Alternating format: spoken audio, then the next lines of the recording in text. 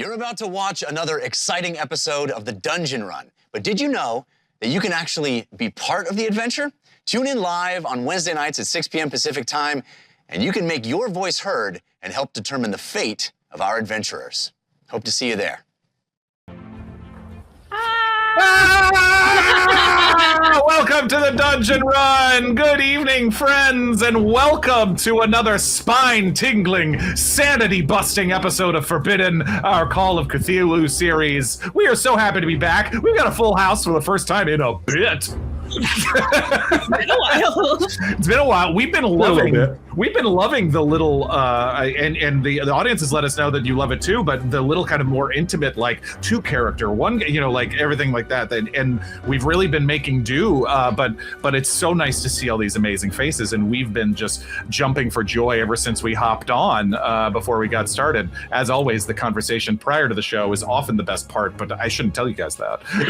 Can we include Wait a minute. Sorry. at some point in this? Oh, can we include Benadryl Hat Man? Was that? Yeah. No, Yes. no.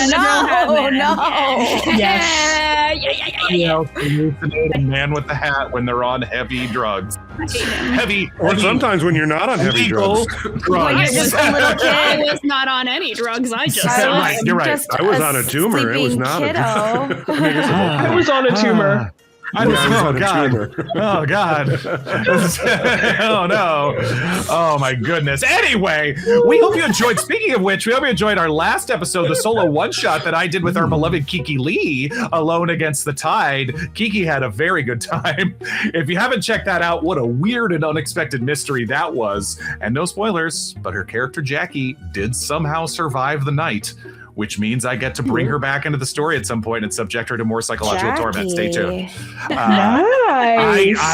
Good job, Jackie. I'm actually really surprised. Good job, Kiki. Honestly, I mean, I don't think she'll mind me saying this. Full-on coward.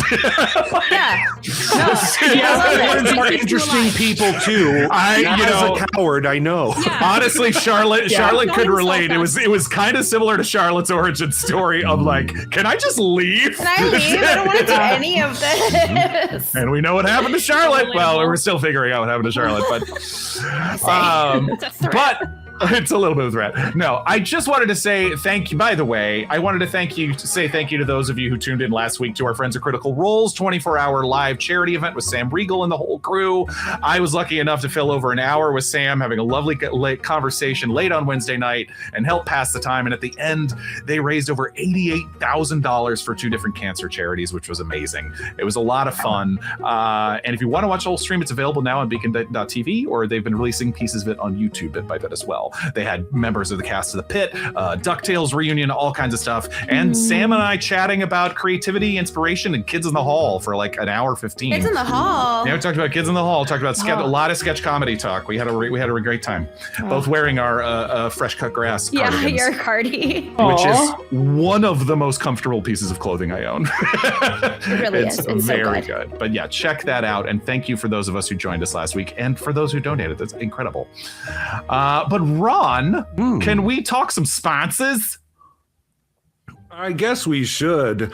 Please forgive my voice. I've been sick all week. Oh, you still it's sound extra good. deep. No, Thank you. oh, yeah, I think that's the thing about being sick, right? It makes you sound just better. real. Get you that extra gravel in there.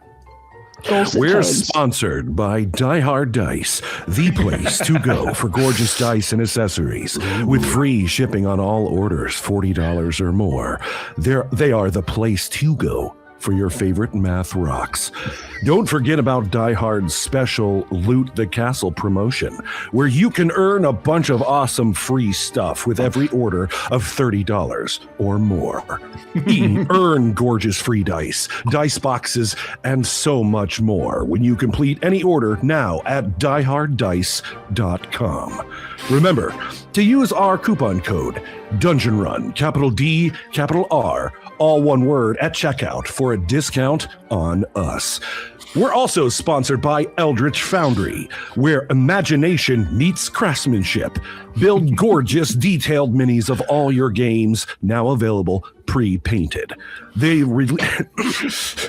releasing new design options all the time, but be sure to check out the Quick Start tab in their character design menu to see all the incredible new heroes and villains you can play around with. Mermaid warriors, snake cultists, mecha octopi, and so much more. You'll be blown away by what you can do. Go to eldritch-foundry.com and be sure to use our discount code TheDungeonRun, capital TDR, all one word, at checkout. Gotta see. Look at these codes and everything Sean's putting up on screen. He's crushing it. Sean has developed the power of lower thirds, and I'm excited and terrified for what it could mean for our future. Oh no! New title. I, for one, welcome our overlord. No, don't suck up to him, Surena. You got a point, Sean. Whatever it is, I support you. Our show is made possible by Patreon. Go to patreon.com/thedungeonrun for all the incredible bonus content. For just $5 a month, you get access to cool behind-the-scenes content and our after show, Short Rest, exclusive only to you Patreons. Your patrons, exclusive VODs and updates, free interactivity. There's so many rewards at all the different levels. There's so much more fun to be had. Get over to patreon.com/thedungeonrun. Wow, Ron. Morgan. Wow, buddy. Crushed it. Crushed so good. Take a breather.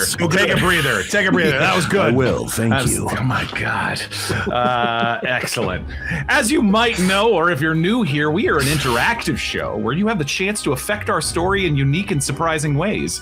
You can use our custom Twitch extension or the link you can find in the About section of our Twitch page, or you can just go to streamelements.com/thedungeonrun/tip. There's 2 ways to help or challenge our players. You can choose to give bonus or penalty dice to any player or the keeper. It's just like advantage and disadvantage in D&D, where the player gets to roll twice and take the better or the worse, depending on if it's a bonus or a penalty.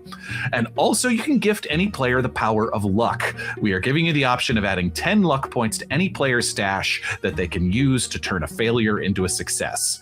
Reminder how to cash in if you're a patron at a higher level. You can cash in your free interactivity by messaging us on Patreon, messaging me on Discord, or Angel Devilson, as always, is in chat doing the wonder that they do, and she can take your orders, take your messages of how you would like to use your monthly Patreon interactivity, and they will make sure that I get it. By the way, Angel Devilson graduates on Friday. Congrats to them on their degree. We love you and are so proud of you, friend. Congratulations. Yes, crushing it, friend, as always. Thank you, Angel Devilson. You the best. Okay. Oh, by the way, since it happened last time, I Think I'm Nuts has chosen to continue to use his interactivity, and it really worked last time. I think we liked it. I Think I'm Nuts is using a special use of his penalty die every month in order to give one player, and it's a random, I get to choose, a penalty die on a sanity roll, because his name is I Think I'm Nuts, and he says, join me. And so one player on one of their next sanity rolls will get a penalty dice on it on behalf of I Think I'm Nuts, which just seems appropriate. Great. If we remember, it went on Eden last time, and it made all the sense in the world. Yeah, that was a good one. Yeah, it was a good one. It was a good one and a bad one at the same time. So thank you, friends. Thank you, patrons. I think that's everything. Yeah, okay. Did that. Got my stuff. Okay, all right. Yeah. Everybody feeling Just, good? Yep. This is stressing me out. Please stop it. No. Okay, I'm sorry. I'm freaking out. I'm so happy. I love you guys. All right, let's do it. Sean, take us into the Forbidden, would you please?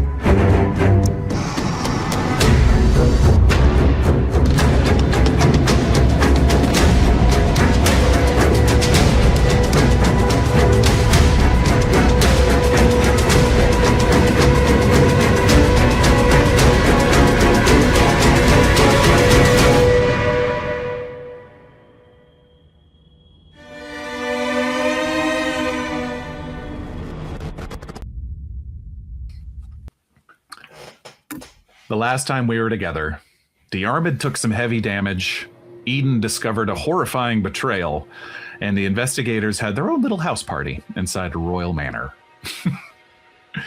We began last time with the stunned and mesmerized form of Diarmuid, standing stock still in an upstairs sitting room of a beautiful manor house in the Scottish countryside, belonging to none other than Lady Flora Milligan, a woman of considerable wealth and influence, and benefactor of our own Eden Danforth.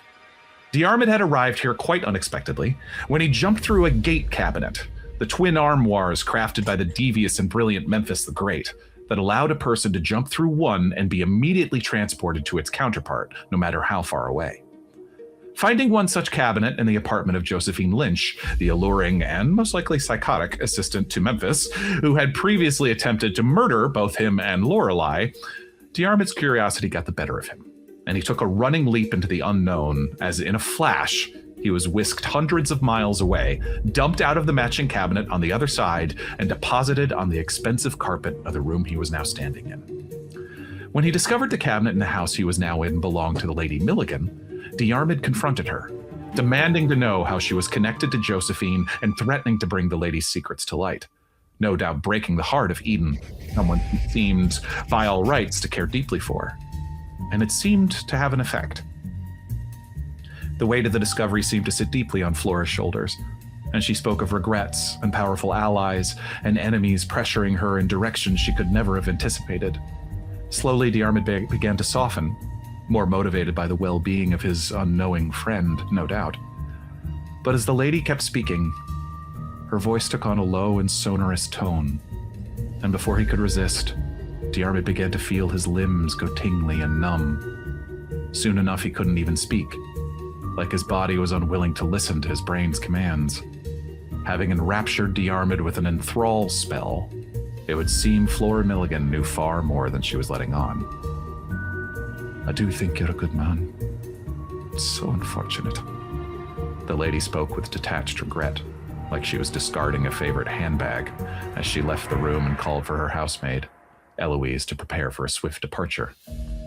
And for a terrifying few minutes, Diarmuid stood in that room, helpless and unmoving. He heard a strange scratching on the door, like someone carving symbols on the wood. Then the sounds of a hasty exit from the house by the lady and her maid. Then came the heavy, foreboding sounds of powerful, misshapen feet coming down the corridor towards him. Thud, thud, thud. Then it was outside the door. Until smash! The door was destroyed by a powerful blow, and Diarmuid watched in horror as out of the corner of his eye, he recognized that inhuman mottled gray insectile shape of a chid, no doubt coming to end his life. He couldn't even flinch as he felt the heavy strike swinging his way, but as the force of the bludgeoning claw and its tearing fingers rent his flesh and threw him across the room, it also had the slight benefit of shaking him out of his stupor. Bleeding and broken, Diarmuid somehow staved off unconsciousness and was able to fight back, countering further attacks from the unspeakable beast. When he had the creature staggered, he remembered the scrawled bit of magic he'd found in the possessions of Harold Hawkins, a shield spell. And calling on the rage and betrayal he'd felt, along with something deeper and more primal, perhaps drawn to the imagery of the small bear figurine in his pocket that once belonged to his departed son, Diarmuid roared and unleashed a powerful barrier of pure willpower and force, and the chid was thrown out of the room into the hallway, buying the investigator much-needed time. As he began to craft a plan, help arrived in the forms of Dr. Charlotte and Eden themselves, tumbling through the cabinet and into the midst of this chaotic night. They'd finished their investigation/desecration of Josephine's flat and were worried about their friend, so they too had taken the blind leap through the magical armoire and now found themselves in the middle of a desperate fight for survival. Quick to action, the trio first distracted and then walloped the chid with a thunderous fire poker attack from Eden and a final coup de grace headshot from Diarmuid, leaving the monster dead, its alien translucent blood leaking onto the expensive rug. But the night was far from over. Fighting off denial and disillusion, the reality of where she was standing and what that meant began to sink into Eden like a knife in the gut. Diarmuid did his best to explain what had happened, as Charlotte gave him first aid, and the truth was unavoidable. Whatever Eden thought she knew about the Lady Milligan, her friend and mentor, her benefactor, none of it could be trusted now. With cards being laid on the table, Charlotte herself had a confession to make that had been weighing heavily on her since the events of the morning, now feeling like ages ago. She told her friends how Josephine had tried to lure her into a partnership, an almost literal meeting of the minds, as the devious Miss Lynch had been attempting to overtake Charlotte's very consciousness since that night in Memphis's mansion.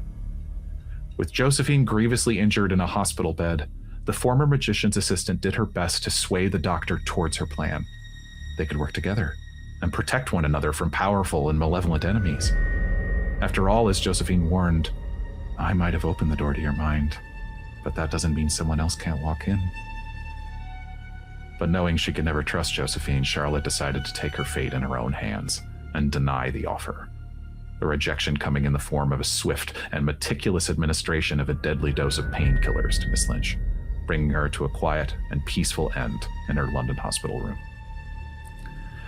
The investigators were truly running out of time. But now they had an entire manor house to do what they pleased with.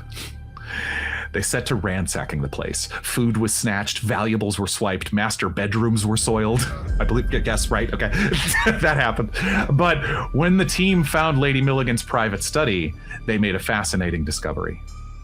Off to one side, from her day-to-day business dealings, they found a separate cabinet containing files pertaining to Aperture Industries, the same enigmatic organization they had found connected Josephine's back in London. It would seem the lady was one of its primary stakeholders. But to what end? They found ledgers, payment records, property holdings of different real estate around the globe. But one familiar-sounding entry caught their eye. Tucked between larger properties was reference to a small island off the northeastern coast of Scotland, a cold, harsh rock in the middle of the North Sea containing little more than a lighthouse. The same location that had caused Lorelei's blood to run cold at the safe deposit box belonging to Eden's father, Hallowsay Island. The pieces were coming together, perhaps, but the picture they made was still obscured. Before leaving, Diarmuid set out to cover their tracks and the evidence of his survival by triggering an explosion in the house that would go off moments after they jumped through the cabinet and were whisked back to London. In so doing, they hoped to make Lady Milligan and the authorities believe that she had been successful in dispatching Diarmuid, reducing him to little more than cinders, or at least give them enough rubble to comb through in order to buy them some time.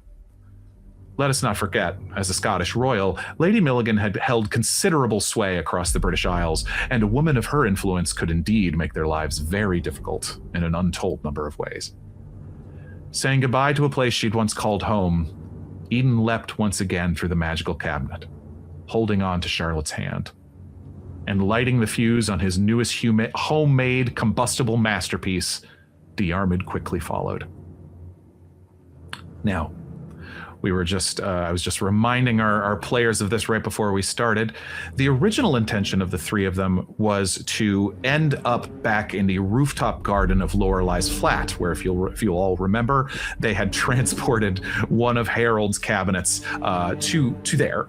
But in order to jump the natural course of the boxes, because the boxes come in pairs, the pair that they jumped to get, or the twin that they jumped to get here was in Josephine's flat. And so on their way back, rather than go back to Josephine's flat, the intention was to jump the tracks, so to speak, and go to the one at Lorelei's flat.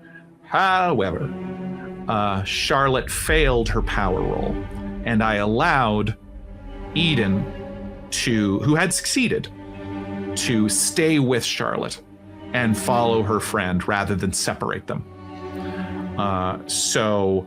And then Diarmuid also, perhaps a product of his own damaged self, also failed his power roll. And so good news is you're all together. The bad news is we ended up back in Josephine's, and rather than our intended destination. First things first, though, going back to that bomb for a second, Diarmuid, do me a favor. Roll me a D100. Okay. I'm not going to tell Did we do you. this before? Did we not? You made a successful bomb. There's just something else I want to figure out.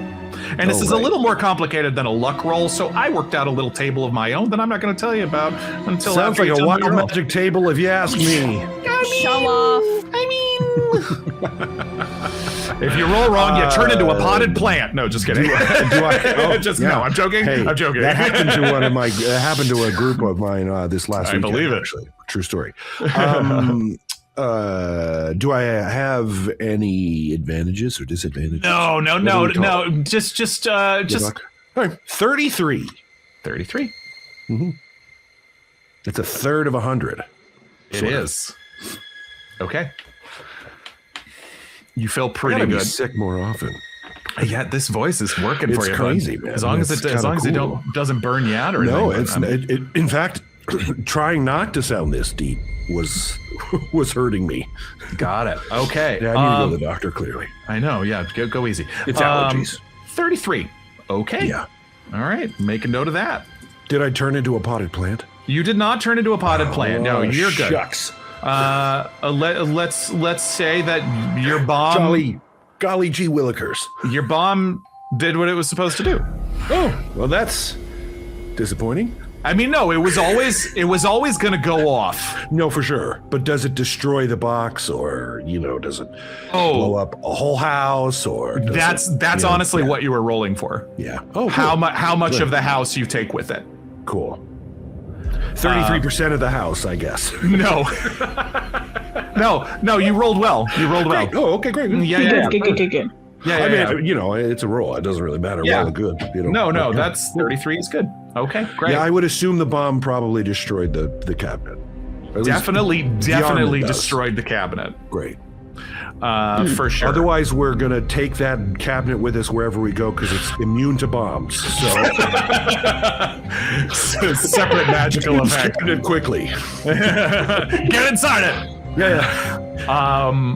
Okay. Now I want Eden, Charlotte, and Diarmuid to make a group luck roll.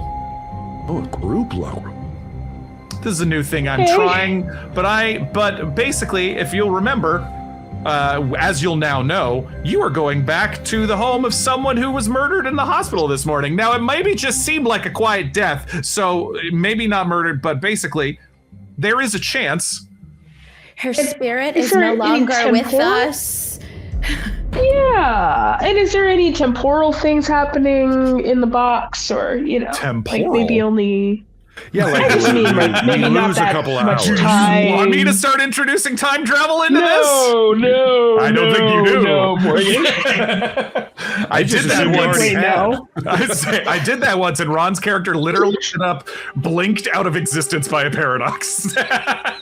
Oh gosh. Literally what happened. It's literally what happened. Awesome. Okay. What'd we get? 32. Under what? 76. Great. 25 under 65. Lovely. 86 over 68. Ooh, one failure, but 2 hard successes. Yeah. Yeah. Okay. Good to know. First, Eden and Charlotte. You come tumbling out once again onto the floor of this much less nice rug. Some broken glass on because you had spent, unless our audience doesn't remember, you'd spent the previous time in this place absolutely shattering every mirror in the place, which Josephine was incredibly vain and perhaps obsessed with her own reflection. So there was a lot of mirrors to break, and you broke them all. But with those luck rolls, I will allow those luck rolls to also work in your favor, and you crash onto this much less comfortable floor than the one you'd landed on. It is dark. It is quiet. Eden, you come a little bit after, still kind of your hand clutching the... Right, no, I have that right. It was Eden, yes, your hand clutching the ankle of Charlotte, as we described last time.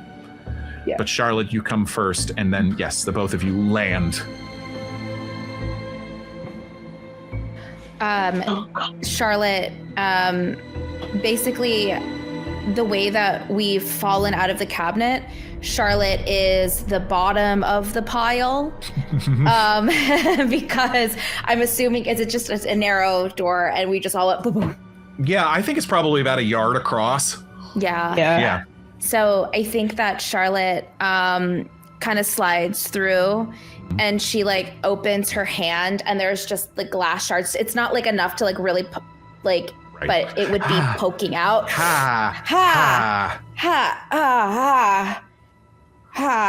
Okay. Is everyone here? The two of you take a short breath and you realize that Diarmuid. Oh, actually, the arrangement was that perhaps Diarmuid was heading to Lorelei's. So as you said, you take a moment. You don't know if you're alone or not. You do. The two of you make a listen or spot hidden rolls. I will do spot hidden for sure.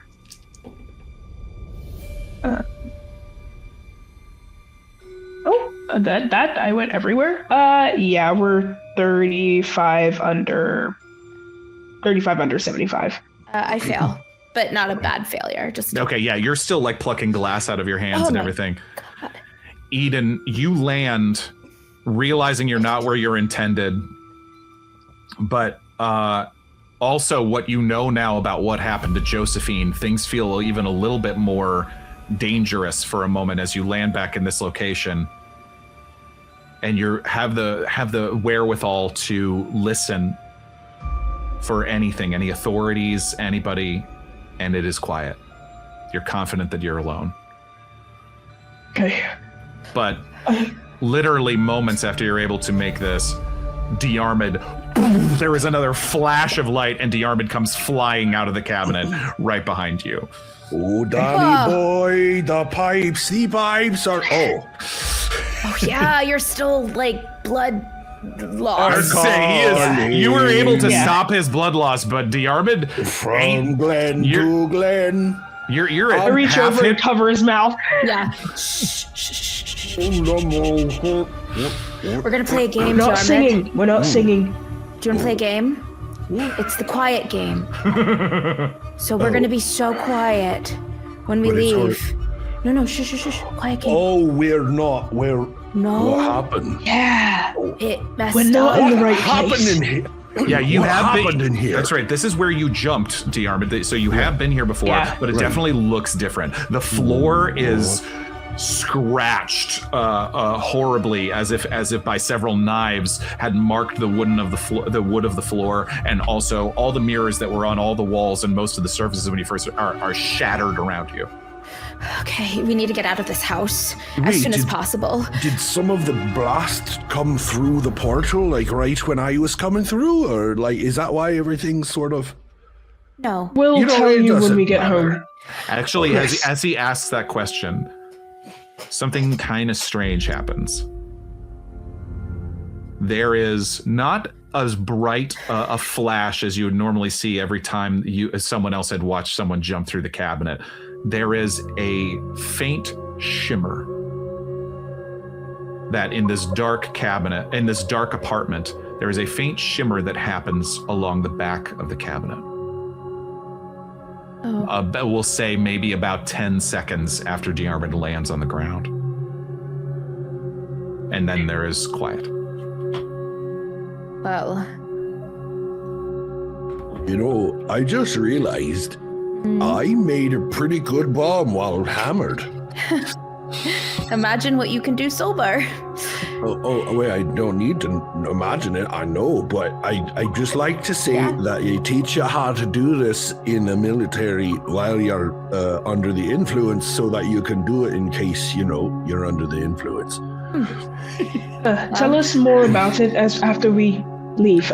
Should we take the... Can we take the cabinet with us? No. We should leave it here. And I'm going to take out a piece of paper from my bag that I have with me, my doctor's bag. Your normal stuff. And I'm going to... have I seen what Josephine's handwriting looks like? I think you could probably find an example of it around here. Even if I don't know when you would have, because she wouldn't have wrote on her own chart at the hospital. And I can't think of any other time when you would have, but you are in her place. And I see if I see the doctor starting to like look for that kind of thing, can I possibly like spot hidden to try to like see if there's any, not diary pages or just anything letters, with her handwriting? Correspondence. I love that. Anything. I love that. Roll me a spot hidden, please. Okay. Morgan, while Yes, sir. they're busy looking around and doing this, Yes. I would like to sneak into the bathroom. Sorry. And my roll is 11 under 45. To sneak into the bathroom? Yes, okay, you do so. You're gone. You don't even notice. Somehow. Oh gosh. Somehow Unless her spot hidden is lower than that. I mean, my spot hidden is it's 24 under 75, which is like you're both a at hard success. Yeah, I think you're doing something different. It's fine. Yes, you maybe don't think anything of it, but Diarmuid, you do lose sight of him for just a moment. Okay. And you are able to find not a diary, but you're able to find some basic correspondence, perhaps a letter to her landlord, or responses to fans that she's written that are often, like done in her very charming but also obviously conceited manner. Star over the eye, like It's big. Yes. Her signature's huge. Huge. Yep. Yes, you're able to find something. Okay, I want to scribble, I want to try to copy her writing as much as I can, but in haste. Okay. So it's going to be imperfect. It's not going to be as pretty as her writing. Mm-hmm. But I essentially want to write, what is the god's name again? Yog-Sothoth. Yog-Sothoth's eyes are upon me. The ritual is close. Because here's the thing. This is a crumb for the detective that's going to come in. I'd rather have more people investigating what we're investigating and we can be on the same side for and with.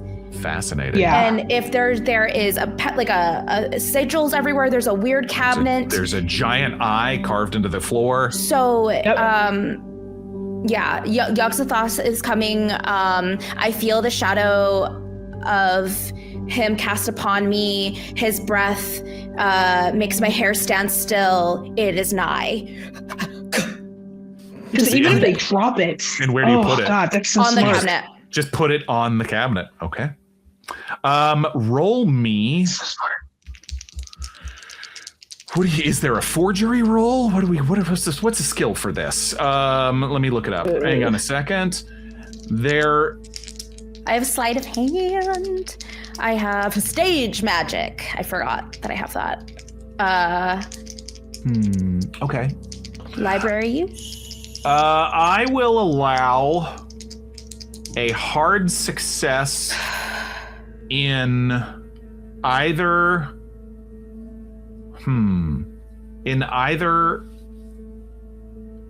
intelligence. Oh, okay. Or what was Sleight of hand. Sleight of hand.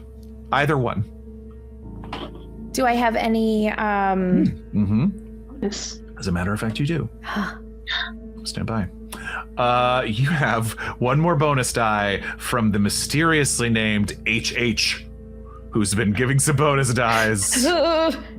I think I know who this is, who likes to send advantages and disadvantages in themes from the story. Is it Halvard Holson? Or is it Harry Houdini? Harry Houdini. Harry Houdini. Is it Helen Halverson? I don't know. Could be anybody. Well, HH just gave me an extreme success. I rolled a 4. Oh my gosh. Charlotte, just discovering new skills all the time. Every day. With an extreme success. Make note of this. There are extra little tabs under your skills. Okay. Write forgery into one of your skills and give yourself 10%. with an extreme success. Oh, cool. Maybe you can get You better just at got this a as new you go hobby. on. But It's literally This a is new a hobby. hobby. That's so real. literally, Eden, as you're kind of looking around and you you look back over Charlotte's shoulder, and there's a moment of like, that's really good. Like, it's a little unsettling. Yeah. Whoa, I didn't You know have like that. Gift for penmanship. She just looks at you with her crazed eyes. Your hands are shaking with the pen. And then you both hear the shower turn on. Oh my God, Diarmuid! Oh, Diarmuid! The pipes are calling. I run to the sound of the shower. I'm gonna open the door. This is my best friend. I'm backing in though, but I'm Diarmuid. Oh, hey, hi. He's Roll fully sanity clothed. He's roll, just just turned kidding. on. He's just turned on and plugged. You see what looks like a towel is plugged in, like sort of mashed into where the drain is of the bathtub, and he's just turned on the shower. Oh, and he says, "Oh yeah, do me a favor. Plug the sink and turn it on. Charlotte, why? get me the toaster in the kitchen." Okay. All right. Tell us the plan before we execute. Actually, Oh, I'm gonna burn down the house. No. We This don't is want. We don't want. a It's part of the thing. This is good. It's good that it's here. Don't burn. Well, That but shouldn't be our. Didn't you this. kill her though? No, shut No, up! please. Don't There's no yell one that. here. How? No. Okay, I'm sorry. How can I punch him? Can I punch him really hard and knock him out? He is Yeah. blood sick. He's lost blood. We need to leave though, okay? And like, can we not say that I murdered a person? Because I don't think I murdered them. It was a self-defense thing. And I didn't everything. say murder. You said that. I said You you killed did. her. No, I said you killed her. Okay. Diarmuid, very quickly and very Right. seriously, we Right. have to go. We were trying to go to Lorelei's, right? So let's go to Oh, Lorelei's. so you all get to break mirrors and scratch up the floor, and I don't get to start a fire. Fine. You let's blew go. we up can a do this at thing. Lorelei's house. You blew up an entire manor. But that was only once. Yes, that's enough. Well, I guess technically there was another time you let me. Okay, So so even. follow me. Okay, all right. Let's fine. Should I turn off the shower? We should probably turn off the shower. Yes, huh? turn it All right, off. I've got it, don't worry. I'm gonna move behind Diarmuid as he gets out and just like we're gonna make a sandwich. We're gonna make sure he's between us at all times. There's no time where I will not have my eyes on him. One Turn eye it on off. Diarmuid. Incredible. We're just Let's getting go out of out here. through the backyard. Leave that We'll man keep it alone for a open. moment. Once again, as you start to exit, I'll allow that spot Sorry. hidden roll from that you'd already rolled, Eden, to stand. As you're making your way out, it's like it actually reminds me of one of the first things from our first episode of that electronic hum that you heard in the basement of the golf club. That kind of the cabinets seem to have an energy before that almost you didn't even realize until it was there, until you knew what it was. Like there was something about them that was drawing your attention in the room. And as you're going through this chaos, you almost double take because you realize the cabinet now, it's like it's just another piece of furniture. Interesting. It's hard to place it. But there's just something so mundane about it. And maybe it's just the you can see closer the painted details. It was like, oh, that's just stage painting from when Memphis was trying to make it look cool for an audience.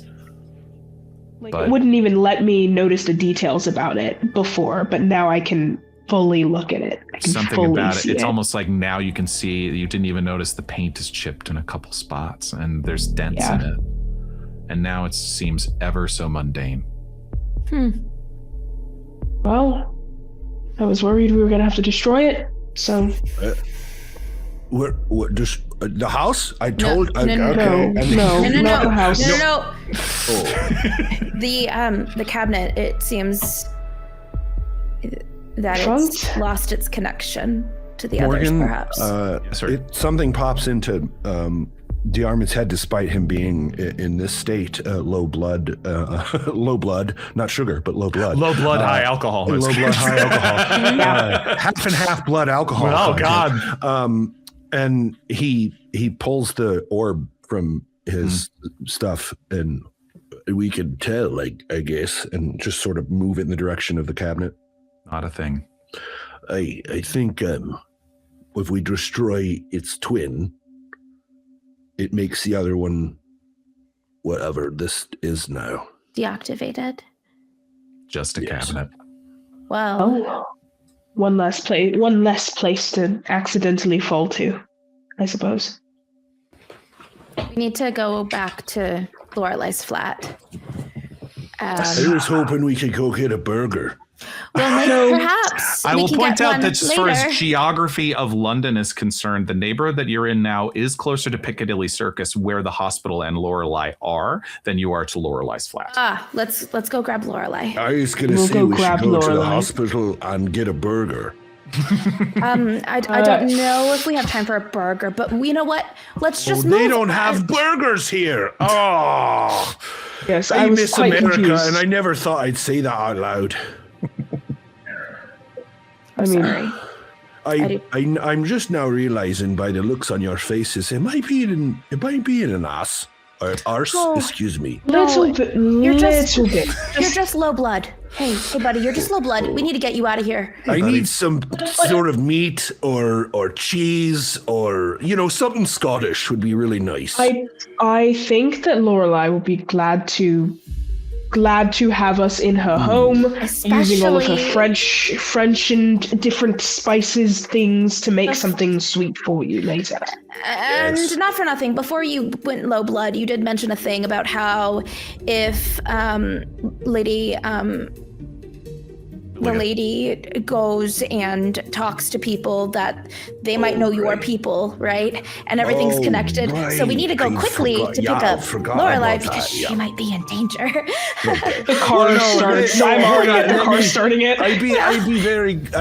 Hold on now. The agency doesn't really know about the hospital. The hospital doesn't really know about the agency. Oh, so good. We're good there. Yeah. Oh, I love that. trust those two as much as I could throw them with your money, but with your life, I completely do. So I love that they're separate. That's good Yeah, information. of Let's go course. get Lorelei, please. Yeah. Okay. Yep. Sure. I will say, as you exit the flat now, gosh, I mean, it's probably 2:30, 3 a.m.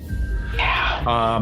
You do once again are reminded of that you see Memphis's beautiful Cadillac in the carport outside, but I mean that thing is extremely, and with its hood ornament now removed by Diarmuid, Very flashy car. very flashy, very recognizable. Not often. It probably cost him a pretty penny to get a specialty made Cadillac to London. We're in London, right? Yes. There's is there the public transit tube? That's a very good question. I believe the tube was operational in 1920s. Yes. I mean, I'm not sure it ran at all hours, but I think you do. No, I don't think Eden and Diarmuid drove here. I feel like we ditched the car. yeah, I think you took a did. car. I think Yeah. you took a taxi, and then Charlotte, if memory serves, walked. Just drive the Cadillac and just don't turn on the headlamps or whatever. Just I think we can are better just off walking till we get a taxi. Find a taxi, find a Extremely. cab. It's a very attention-grabbing car. Yeah. Also, what I time is it? If it's around 2, you said? It's 2:33 a.m. It's 2:33 it's an a.m. Egyptian blue specialty Cadillac. That means bars are closed right now or closing last call. That means there should be a lot of taxis if we go to a main street. Oh, And you are you're a perfect. smart one. Thanks. So you're able to find your way to a main thoroughfare and hire a car heading to Piccadilly Circus, yes? Yes. To Drury Lane, as we know and remember. And sure enough, you are deposited a few moments later, maybe 20 minutes later, in this. Now, sure enough, the Piccadilly Circus is sort of half filled with people ending their night and some people starting their morning, as it's almost like, after 3 a.m., 3:30 in the morning, something like that. And there are some people stumbling home from the pubs, but you also see some newsstands opening. As you're making your way towards Doc Harrow's, everybody make a spot hidden roll. And Diarmuid, I'm gonna give you a penalty on this. Yeah, I figured. You be drunk, bro. I'd be pretty drunk, yeah. 53 under 75. Okay. I got 79, but I'm gonna burn. You don't need to. You're fine. You're fine. Just one success is fine. Great. I would have had 15 under 34, but I have 65 over 34. Got it. Oof. As you are kind of helping Diarmuid out of the taxi, Eden, and making your way to Drury Lane, your eye catches the newsboys unloading stacks of the day's Daily Mirror for the next morning. And your eyes catch a headline: "No more magic tricks. Local antique dealer sought for questioning and death of famous magician's assistant." And most prominent, on one side of the main page, are two grainy images in the newspaper. One clearly of Josephine Lynch, and the other is a closely cropped photo of a younger Lorelei.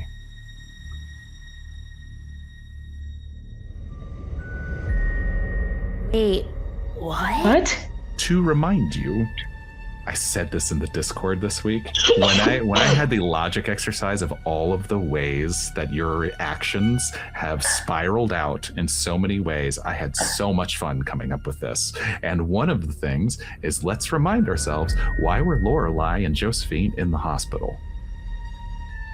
They had shot each other in a public place. She shot me first. Yes, absolutely. Sure. Shots were But you fired. shot Thank you, back. Lorelei. Thank you. But suddenly, Josephine's Lorelei's death at a hospital, Lorelei's Josephine gone. shooting at a hospital turned into a death, turned into a murder at the hospital, and then Lorelei disappeared from under the noses of the Scotland Yard. So, might maybe be looking for her.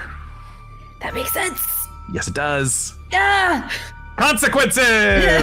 Oh no. There's so much It's fun, aren't they? Rammies. It's the Rammies. So is this don't now know when I her, get to and turn I've into a never potted done plant, or anything wrong in my life. You've never done a single thing wrong. I've We never know, done and we anything love you. wrong. this instance you didn't? Yeah. Why are we standing here on the street? We gotta go see Lorelei. Yeah, we do. Can we give like a quarter to like get Absolutely. a paper? Absolutely. Yeah. Grab the paper. Flip a coin, grab it from the kid. And you I'll give finally, it to Diarmuid. and a few moments later, you arrive at the iron door of Doc Harrow's in the back alley of Drury Lane. You knock, and the peephole, and the sort of, say a thing and let us in. and you do see the eyes. It's not Maud this time. It's the stern, taciturn face of Doc Harrow, deeply scarred on one side of his face. Sorry, Doc. Wave. I'm so sorry. Iron door opens. Got me good, Doc. Got me Avenue. real good. He Bear. lost a lot of blood. Get in. From a bear. A bear. A bear. Best that you don't Yes, question it. that's what we're calling it. You help each other up the stairs of this back alley hospital, as you'd seen. Lorelei, you had fallen asleep earlier this evening as your friend Mildred read to you, cramped in this tiny medical station, surrounded by empty beds and various hospital supplies. You'd somehow been making the best of it, though. I think you and Mildred fell asleep on each other. Most likely. Exactly. so cute. So what do they find when they come upon the two of you in your cramped little bed, a book probably fallen open on Mildred's lap? Absolutely. I mean, she's probably twisted in a really weird way because she probably wants to have like a hand on Mildred at some arm or something, just to know that she's there, and that probably made it easier for her to sleep as well. So she's probably in some god-awful position, like curled, like a little crescent. Yeah. Holding Mildred's hand or something. The three of you almost like stop short as you sort of come upon this interesting, adorably awkward visual of the two of them. And then Mildred. Oh. Hello. Pleasure. Nice to see you all again. Hi. Shakespeare. Right. Sorry. Sorry, my friend. And Mildred will kind of awkwardly pull herself out of the bed and sit next to Lorelei. Hello, everyone. Hi, Lorelei. Oh my god. Diarmuid is not so good at like as he sees Mildred, he's hiding the newspaper behind his back, but he's not happened to so you? good at like. He doesn't know why. You look weird. Yeah. What happened? There was a scuffle. Bear. Bear. How are you? Yes, a water bear. A tardigrade. Oh, come on. Way bigger than extremely big bear that Wait, we you have all run know into about before. tardigrades. Let's not get into tardigrades in 1923. I didn't Not know as current till the Shakespeare. 80s, I I don't think know so. what I a don't tardigrade think is. So keep going. What do you mean, a water bear? It doesn't matter. How are you? Yeah. Are you? Can I check vitals? Is she healthy? Is she hydrated? Lorelei seems. Yeah, Lorelei Well, seems. if you're being hooked up. Right. Lorelei seems well taken care of as ever. Even, is certainly probably a little bit got the effects of the painkillers, but she is fully swathed. Her wounds seem to be doing well. There's going to be some nasty scarring, as we talked about, but for the most part, Lorelei seems to be on the mend for sure. Are you all acting weird? There's some news, quite literally. I don't think it's that bad news because, the state and the condition that you're in, and I'm not sure it's like, that you could have done what You're dithering. you've been doing. Here, just Yes, read the news. yeah. And I tossed the newspaper at her. Sorry, I meant to hand that to you. Rather than toss it, I apologize. I'm also a bit hammered. Very. This is the first Lorelei, this is the first you've heard that Josephine is dead. Excuse me? Yes. So that's a thing that has happened. There's a person here. I will say, Doc Harrow, as this is happening, basically, Diarmuid is letting you continue your conversation, but is also like sitting you on a nearby bed and starting to treat you. For sure. Yeah, Thank God. I figured. Yes. I figured Good, as good, much. good. He's not there's even people- saying he's peeling your jacket off of you. Yes. We've done this before. It's not new. You just hear there's- a grunt when he uncovers what the hell happened to you. There's not. There are people in here. Mildred, I'm a wanted criminal. Oh boy. I mean, that part's not what I was talking about, but it's fine. Criminal? Well, I told you this. Me? I did tell you that the police were outside your flat when I went by earlier. Yes, but I imagine that was just because I vanished from the hospital, not because someone lost their life. No, this is bad. This is not good. At least they used a younger picture of me, but But look at her. She could not have possibly done it. She could barely stand on her own. I'm just a lady. How could I have killed anyone? I've never killed anyone in my life. Well, I you did did shoot her. her. I did shoot her. Well, but that was Close range. after she shot you. Yes. So I don't know if Self-defense. it doesn't matter. how she died. She is dead. We don't know right? how. So let's. I don't. Oh, know. Lorelei, roll a psychology roll. Yeah.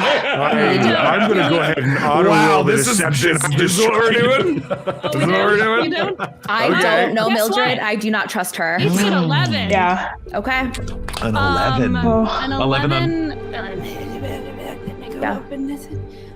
11 under 10. I'm gonna do 1 point of luck and just get a 1 point of luck for a regular. You do have a bonus if you want to use it, but I don't think you're gonna beat an 11 on that roll. I'm Yeah. not. Okay. Statistically. Just a regular success. What'd you roll, Diarmuid? I know deception's not your best. Talk? Is it fast It would be talk? fast talk, yes. Yeah, 46 over 5. I can read. Not my best. He's I so have good. no He's so ability to do My it at all. library use Except is that one time.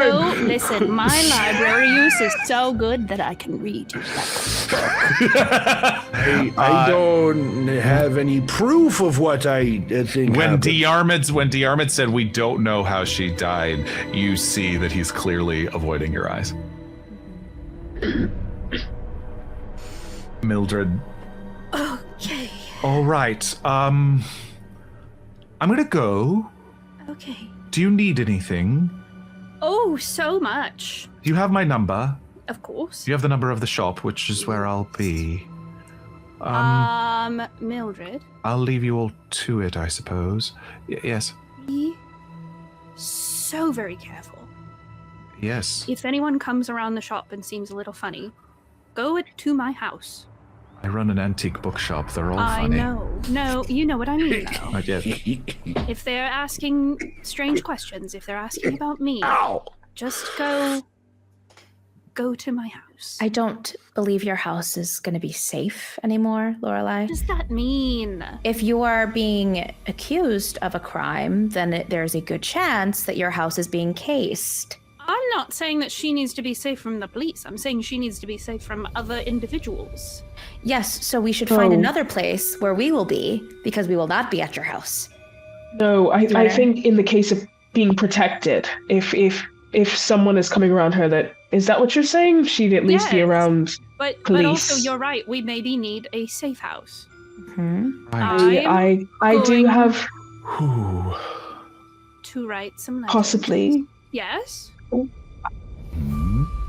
Mm-hmm. I mean, we Your mind goes. unfortunately, this is how me and my Uncle Monty, well, this is the world that we know so well. So there is a world where he could get us somewhere safe.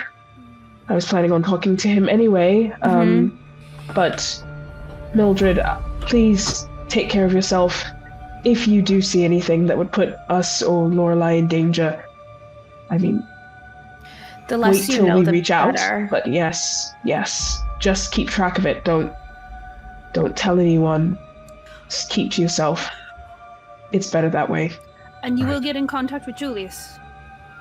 Yes, Either? yes, Professor. Julius Smith. I have messaged him, but I think it is time to speed up our reunion. Yes. I will. And she'll lean over and kiss you on the cheek, Lorelei, and kind of hold your hand and give you like a strong kind of close moment of eye contact, as in like a "Are you okay?" unspoken. I just put a hand on her cheek. I'm all right. All right, let me know, please, where you end up. Don't tell anyone your best friend is a wanted criminal.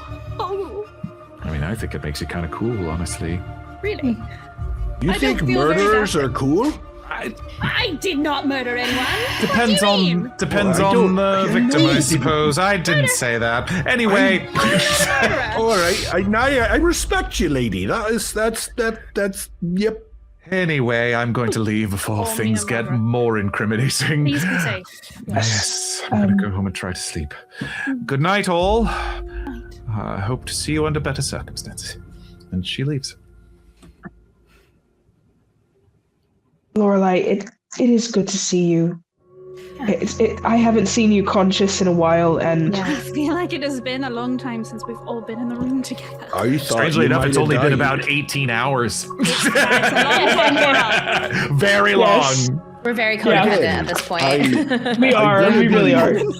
I might not be in the best headspace right now, but I'm clear enough to know that you just got shot in the chest, some hours ago, some hours, they're around the same place. Some hours ago, I don't think that anyone would believe you're capable of that kind of thing after you just got shot in the abdomen. Maybe you had the motive.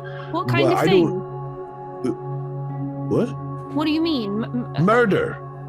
How was she murdered? Was it something violent? I don't know. That's not true. I do know, but I don't have any evidence of it. There we go. Can someone tell it's me what better was if you going don't on? lie, right? Listen, if you say it. I'm just a little bit. Oh, also, Lady Milligan tried to kill me. Yeah, that's also. There's a lot. When in doubt, make it worse. Just go further. Not the drunk guy tell you. Yeah, don't let him deliver the exposition. I'm absolutely fine for this. I don't. Oh boy. I need a cocktail. No. What do you mean cocktail. Doc, let her suck on my bandage. She'll get plenty. Absolutely not. Absolutely not. Myriad Grossest thing I've ever heard. Absolutely not. You heathen. Of course I was kidding. I didn't. I should hope so. Disgusting. Yeah, for sure. It's good to see you. Sorry. I was worried about you. Oh, please. It takes much more than that to kill me. If heartache doesn't kill more me... than a shot in the gut? Yes. Well, clearly, because you're alive, you're right. I'm as good as I can be under the circumstances. Now, can someone dumb it down for me? Because I'm not quite all... So, as you were recovering, a lot of things occurred, one of which was us trying to get you out of the hospital. I vaguely remember, yes. Yes. And one of which Diarmuid went through the cabinet as well, found Lady Milligan. Lady Milligan, from my understanding of you, Diarmuid, you had a nice conversation before she then drugged you and sicked one of those monsters on him. She didn't drug me, she used magic. Yes, because that cabinet that was at Josephine's house, skipping over to Josephine's house, connected to Lady Milligan's house. Lorelei just looks at the doctor and is like, what? I will allow us to step through some of this exposition as to not make you recap everything. Yeah. But slowly but surely, fully in earshot of Doc Harrow. Unless there's anything specific you would like to leave out. I do not say how Josephine was murdered, nor do I say that I've murdered her. Copy that. And for the most part, I think Diarmuid would interrupt if he thought that Dr. Harrow wasn't a trustworthy fellow in this kind of thing. He works in this environment. We've worked a long period of time. I would have said otherwise. So, but I did make mention, don't talk about the murder. Yeah, I'm not gonna fully talk about it until we're at a place that is safe. Sure. So. Yep. Yeah, I think Eden does what Eden does best, which is just kind of you kind of see slight reactions, but is letting these two kind of tell you the whole story. But I think you definitely see there's moments where I think Charlotte doesn't say something where if you're quick enough, you might be able to catch a reaction, but there's no mouthing of something or being there's no scoffing or anything. She's way too cool for that. She's not gonna. I think the biggest thing that I relay is the company, and aperture, and the real estate that is important to Lorelei. The island. I mentioned that for sure. I mean, as soon as you mention the island, she very visibly just goes cold. Blanches, Just nothing. I was going to say, up until this point, yeah, Lorelei, I will say I'll allow your successful psychology roll from earlier to stand, where you just are catching so many bitten tongues amongst your friends as they try to be strategic in telling you things. You realize they are doing their best to make the day and night's events palatable, understandable, but there is so much. Yes. And they are clearly keeping some things from you at this moment, but you probably realize that they are doing so strategically. One, probably not to overwhelm you, but two, also because there is a fifth party in the room. Yes. Even if he's a trusted fifth party. Yeah. Still doesn't believe in the things that we've experienced, I'm sure. But. Sure. It's Aperture Industries Ltd. Yes. Limited. Okay. Yeah. And I will just point out that I didn't even realize it when I named it, but its initials are AI. Total accident. The real enemy is AI. We love it. We love it. I swear to God, it was a happy accident. It imitates life. Anyway, keep going. But yes, over the course of the next hour, Diarmuid, Doc Harrow has been administering to you in this way, and you regain an additional hit point. Oh, yay. If I've been in this hospital scenario, am I gaining any more HP? Not over the course of, I think I've given you what you would regain now, and basically Doc Harrow would have, or Maud would have told you that it will take a couple more days or perhaps a week in order to fully recover. Yeah. So yeah, the way that damage is recovered in Call of Cthulhu is, you get the chance to do first aid right upon within when it first happens, and then apply medicine within the first hour, and then after that, recovering those last couple is kind of tough. It takes some time. It's one of the things they don't let you off easy, which is, I love as the keeper personally. It makes a great tense story. It makes a tense story, and yes. And then, Diarmuid, who has sustained a major wound. Wait, did Lorelei have a major wound as well? I got shot, so... I think it was specifically a major wound. I think so. I think so. It's a bullet wound. To let you know, Jeez. To recover. So right now, both of your character sheets should have that major wound box checked, which means that if you drop unconscious, you are full on dying. Not dead immediately, but you could die. As long as that major wound box is checked, you do not even get a chance to remove that check of the major wound box until a week has gone by. Wow. Oh my God. Yep. So by the time we're doing sessions in June, I will. Oh, not necessarily. Sometime we'll go fast. We're gonna need to lay low for a week or so. I was gonna say one of you is wanted by Scotland Yard, and another of you is considered dead by a lot of people. As you basically, finishes retelling this tale of the evening's events that brings them right back to where you all are standing or lying. So, you now know there is not a lot we can do right now. But I don't think we should move for the first time. I genuinely think staying still it will behoove us. I want to get to my apartment. They will be there. I need to get the book. I see. The book, the Tommy gun. There's a lot in that flat. Both books, I will point out. Yeah. Maybe Charlotte and I can go by and see how. Will not find where I have hidden it. I guarantee you. Why don't you tell us where you've hidden it? I have to be there to do it. Okay, I hid it so well, I cannot describe to you how to open that little secret door. Okey-doke. Well, Because if I'm not mistaken, I did roll like an extreme success to hide. I would have to go back to make sure, but that sounds right. I think I did. No, that's right. I feel like you did too, and you're like, wow, It it's was hidden. like, It's hidden AF. It is hidden. No one's finding that. They're gonna have to burn down the house to find it, basically. well, Can do. Well, No. No. You Somebody offered said it. part of- My apartment. well, All my pretty teacups and. Diarmuid, you have dealt with the law more than any of us have. Now, I am sure that there are people casing the apartment. What do you suggest we do? I know that you are bloodsick still. No but- time. You need time.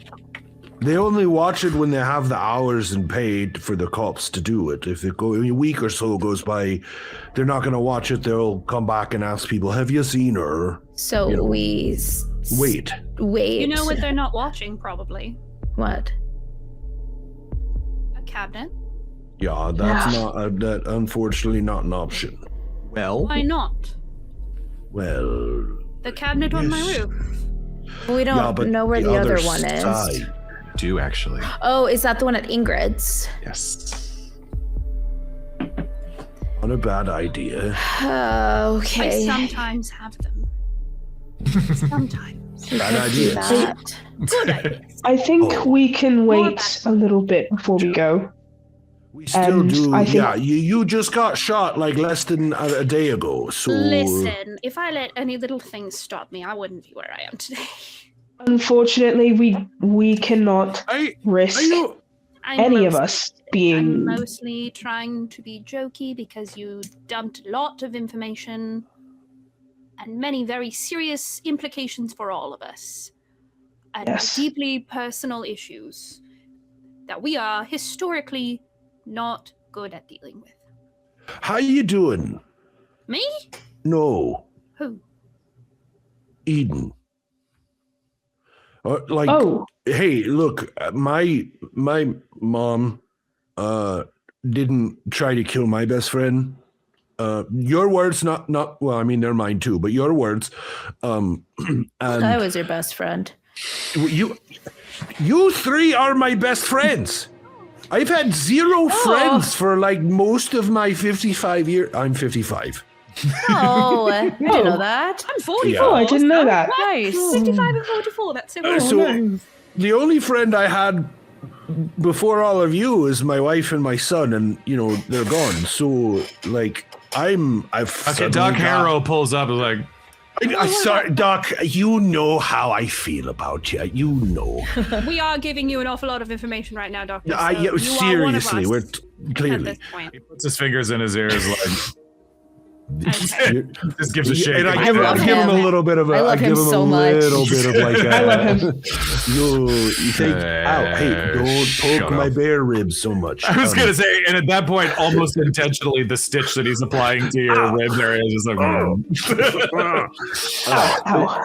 So I'm just like, you're all my best friends, and Eden and I saw Shakespeare together.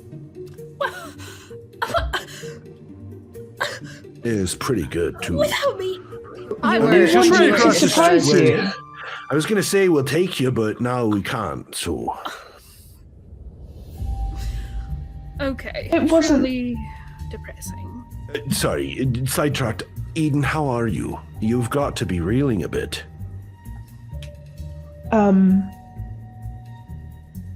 There is sense that you gain about the world when you are a criminal, which I have not really had to lean into in a long time, where if everything is upside down, you still have to find your feet on the ground, and that is where I'm at. If I think for a moment about any of what we've been through, any of what any of us have done, and what this means for me, I think I don't know.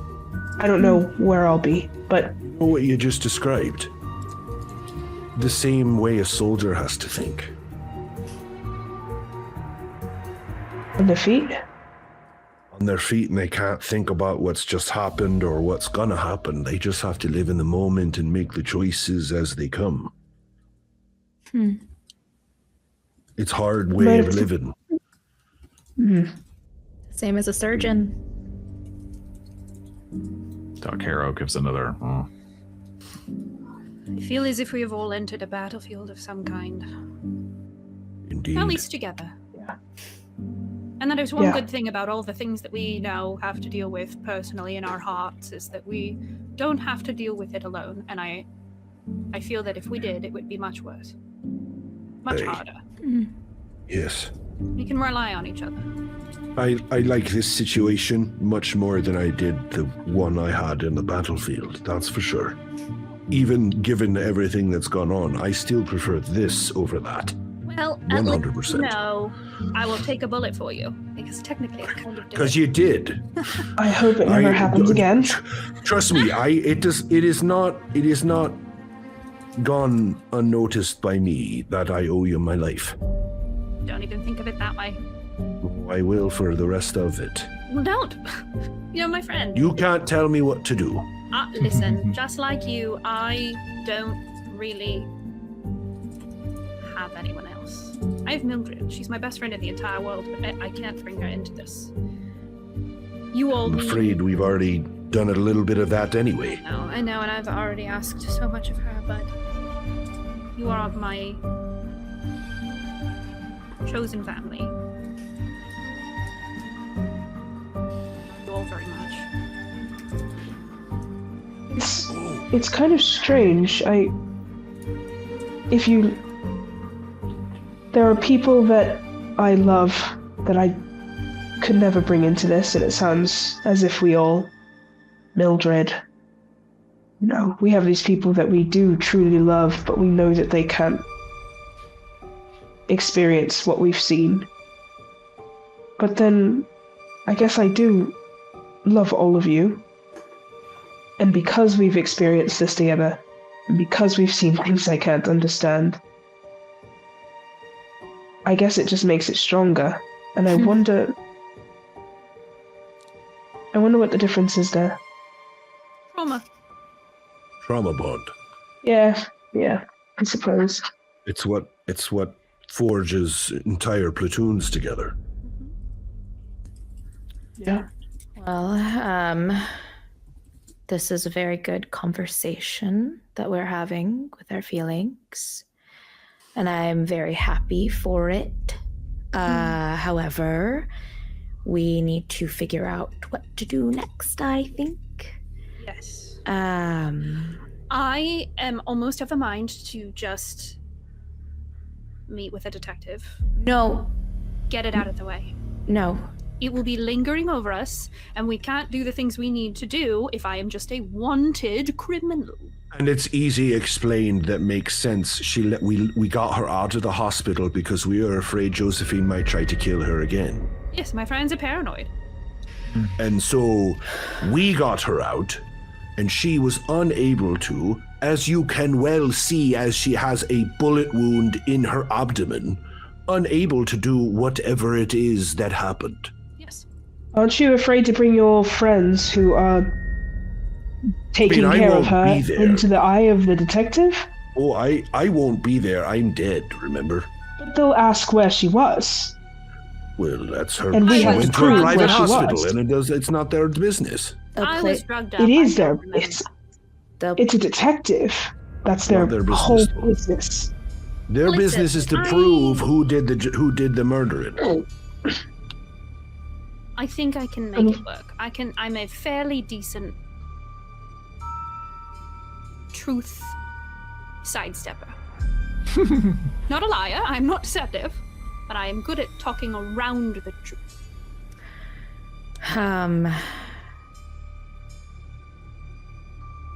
I just don't want this to be a thing that is over us Yes. the whole time. The thing is, I don't either. And you have time. I will confess. I can go in there and I can just tell the truth. Why? Tell everything. Oh. Because I did it. Does that gain us? You in jail and... It doesn't matter. Yes, it does. No, it doesn't, because I don't have enough time anyway. What do you Lorelei. mean? What do you mean you don't have enough time? Eden will take a step towards Charlotte and not say anything. The questions are still. Yeah, you get the sense that of Charlotte, a dam starting to break within Charlotte. Because you have your whole life ahead of you, and I could have weeks. I could have months. Why could you have weeks? No. Years. No. Decades. What are you holding back from me? Doc Harrow steps up and seemingly finishes his work from Diarmuid. Nods at Thank you you, all. Doc. See me all. If we You want to stay the night? Yes. Fine. All right. Thank you, Doctor. Maud will be back in the morning.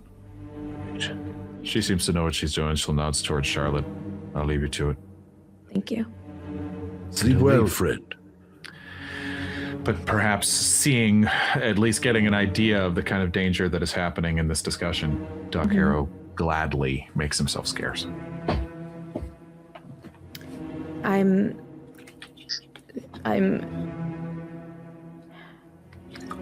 didn't harm Josephine because I could harm Josephine.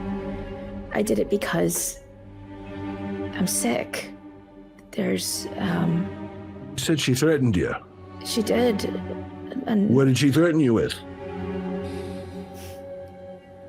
I'm asking that rhetorically, obviously. I'm just saying, you told me what she threatened you with, but what I'm identifying is, and maybe it's just because I'm still a bit hammered, but I don't know that you're thinking straight right now. I think I am thinking more straight than I've ever thought, because here's the thing, Lorelei, there's a doorway into my mind. They can pilot me. They can make me walk around in different clothes and do things. And Josephine did that to me. That's what her and her associates and Aperture Industries. Sure, there's something we can find in the books that we have to protect you from that. I'm How close is compromised. Charlotte to me? You tell me. I'm not in arm's length to I you. am literally gonna get up out of the bed, Hey now, immediately hey. grunt in pain, Oh, and get right up in your business, grab your shoulders, and pull you in to a very painful hug. I feel like we should get in on this, Eden. And Diarmuid will also. You gotta pull yourself out of the bed, yeah. Yeah. Eden will push you so you sit back down. It's okay. But It's okay. no, this is important. It's important. She's spiraling, and we need to help her. And he'll push himself back up and. I don't. In your over ear. In your ear, Lorelei is gonna whisper, "A door can always be closed again." And if that means that I have to learn a little bit more about how to do it, I will. Just as she finishes, it's a. All right, ladies, I'm coming in as long as it's okay. You're fine. Yes. All right. Oh, look at that! It's a bear hug. Oh. I feel Charlotte does not hug back. She is letting herself be held, but she does not hug back. Her face isn't the face of somebody who is afraid. It is a face of somebody who has resolve. And also, how are you gonna open up your underground hospital if you're gone? That's very true. Mm-hmm. Well, if I start acting stranger than usual, you just put me out of my misery, okay? Okay. No. All right. Great. Keep me alive then. Am I going to keep my friend alive? Yes. Do you think your time is wasted? If it's not being helpful in this moment, if I can do something with my time, then it is time well spent. If I can make sure that the police aren't after you, Lorelei, that is time well spent. Selfishly living hand over your mouth. You are not a bum. Stop it. Okay. She's gonna put on mom voice immediately. Okay. Stop talking back to me. You are not a bomb. You are not an open door. You are not a liability. You are not a threat. You are my friend. If I have already taken a bullet for one of my friends, do you really think I wouldn't do the same for you, even if it is not a physical bullet? Do you really think that? After all that we've been through, after all you've seen us go through together, all the shit you've seen of me, of all of us. That is why. I don't care if you have resigned to it, because I have not. Of course. And thank you for that. Thank you for believing in this. But I've seen the edge. I know what waits for me. And I'm not going to waste this time. I won't. If you're saying that you don't want me to go in, then I can't. I won't then. Fine. You've convinced me. I don't want you to give up. You're talking like a woman who has. This isn't. Oh, no. This isn't giving up. This isn't giving up at all. This is accepting. There's a difference between being numb and accepting, and you are numb. No. Your relationship to death is so fascinating. Yes, it would be, wouldn't it? It would be. But it's wrong. This isn't giving up. This is fighting. This is staying here as long as I can, but knowing that eventually this will end. And when it does, it will be magnificent. I will make sure to do everything I can to help you. And I don't care if you believe it. I don't care if you roll your eyes, Lorelei. This is the truth. And I don't care if you believe me or not. I don't care, Lorelei, if you believe me or not. It's not gonna do anything. It's not gonna make things better. You can't fix this. It is there. Give me the chance. No, I can't.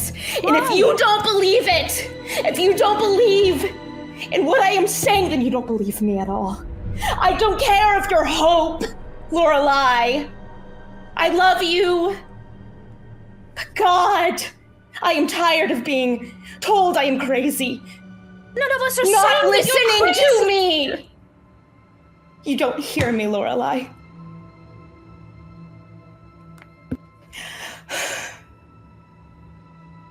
I'm gonna go outside for a second and gather myself. I love you very much. Oh God, I love you very much, but I cannot continue to choke down this saccharine hope, this friendship circle, this glimmering light, when I know what stands before me is the dark. And I've accepted it, and God, I will accept it if it means that you don't have to. And I leave. You better go outside. I just leave.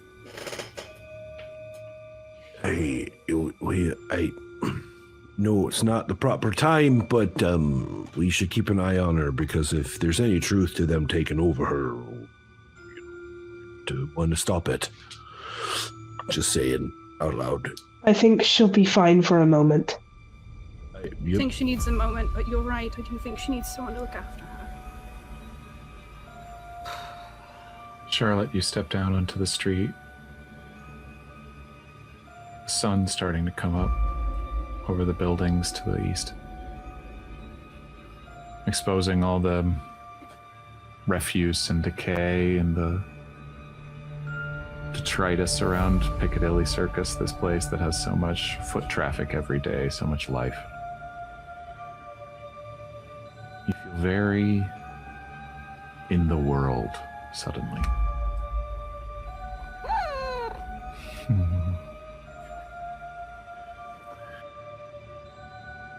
And you know your friends are upstairs, but they feel 1,000 miles away.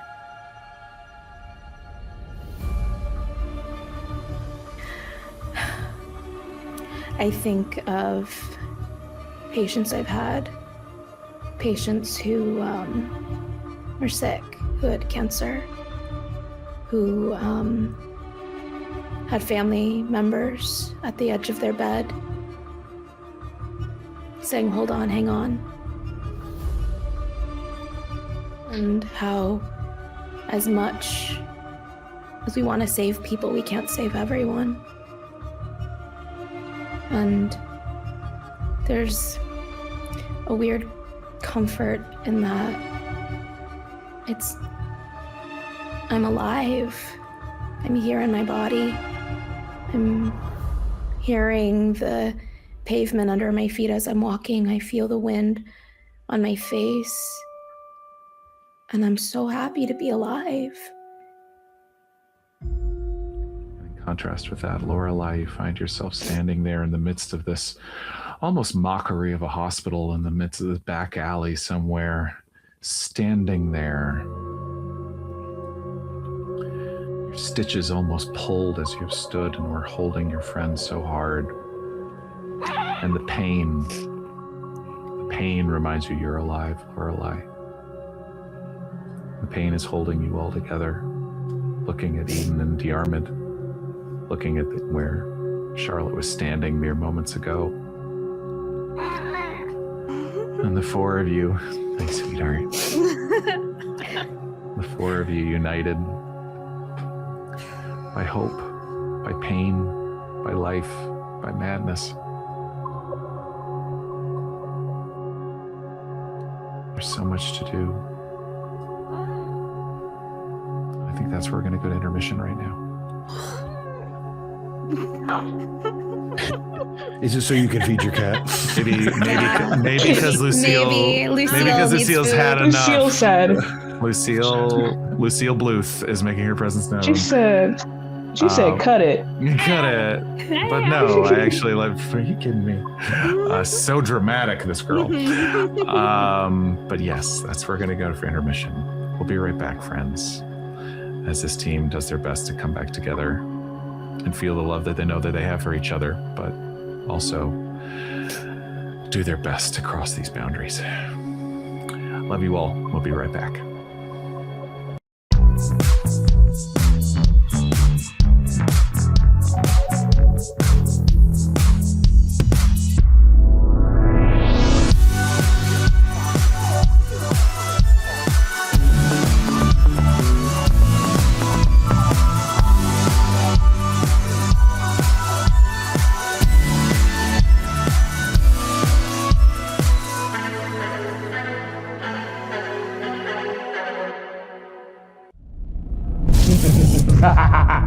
You fools! You'll never defeat me. Now face the wrath. Why is he so hot?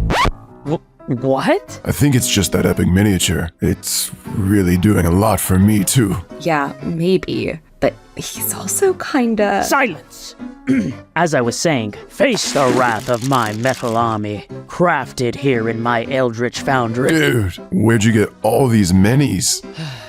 I'm subscribed to Eldritch Foundry's Eldritch Unlimited with unlimited STL downloads. Now, can we get back to... Eldritch Foundry's amazing! I never thought I'd have the perfect mini for my Demon-born, half-elemental, cat-folk, warlock, bard multi-class with a bunny wizard familiar, but here she is. Thank you so much for printing her. Yeah. Sure, Jen. No problem. Now face my wrath!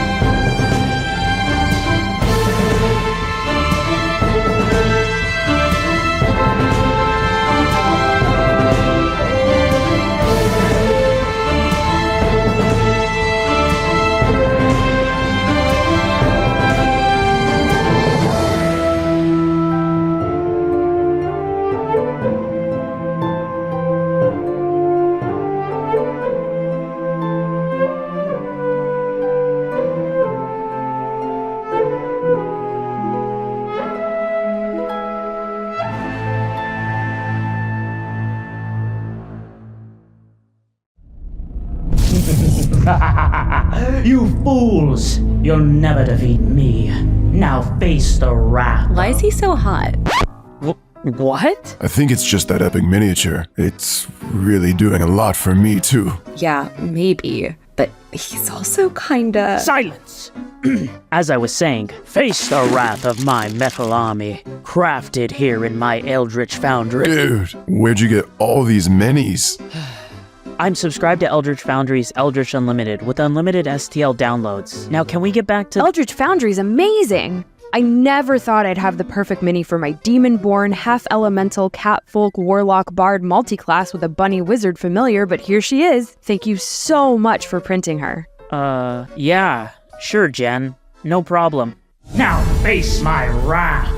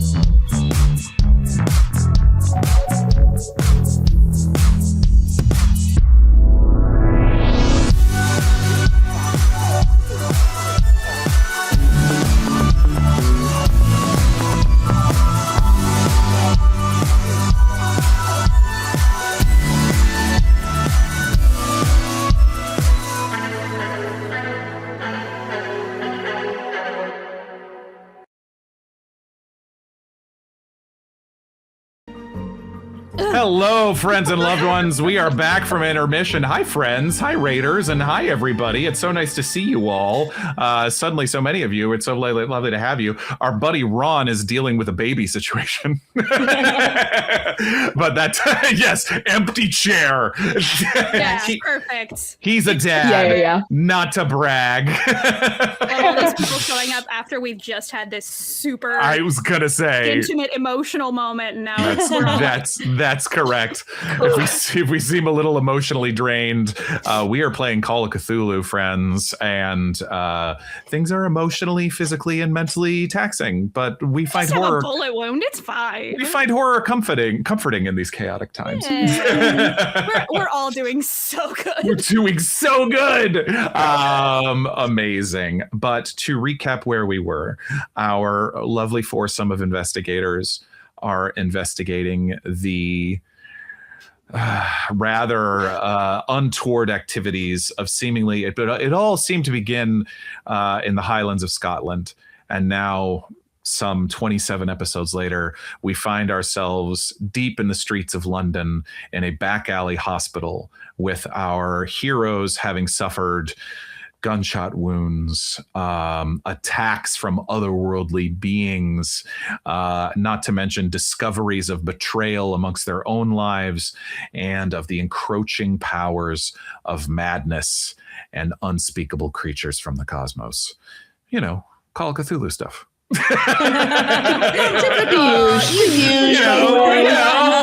COC stuff.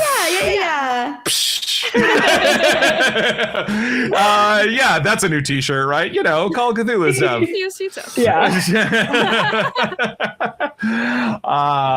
There's Ron. Ron. We were just saying that you're dealing with lovely baby things. It's all good. Mm-hmm. Lovely baby things. I want to take this moment actually to point out patreon.com/dungeonrun that Rachel, just Jules, has chosen to cash in her monthly interactivity and give you 10 luck points. Yay! I will remind our audience that we are an interactive show and that you can interact with the show through the link in our About section of our Twitch page here, or you can go to streamelements.com/dungeonrun/tip to interact with the show and either give our players bonus or penalty die, or to add 10 luck points to their stash to turn a failure into a success. Thank you all for joining us. We love to see it. We are back. I'm going to say a few more hours go by as Diarmuid finally passes out. Maybe by the blood loss, maybe by the alcohol. Who can say? And Eden, perhaps you help Lorelei back into her bed. Charlotte, do you return after a time of bringing the temperature down? You said that it's been a couple hours, right? And you can come back whenever you like. The dawn had started to rise when you had stepped down onto the street, because I think it's maybe about 5 a.m. now in downtown London.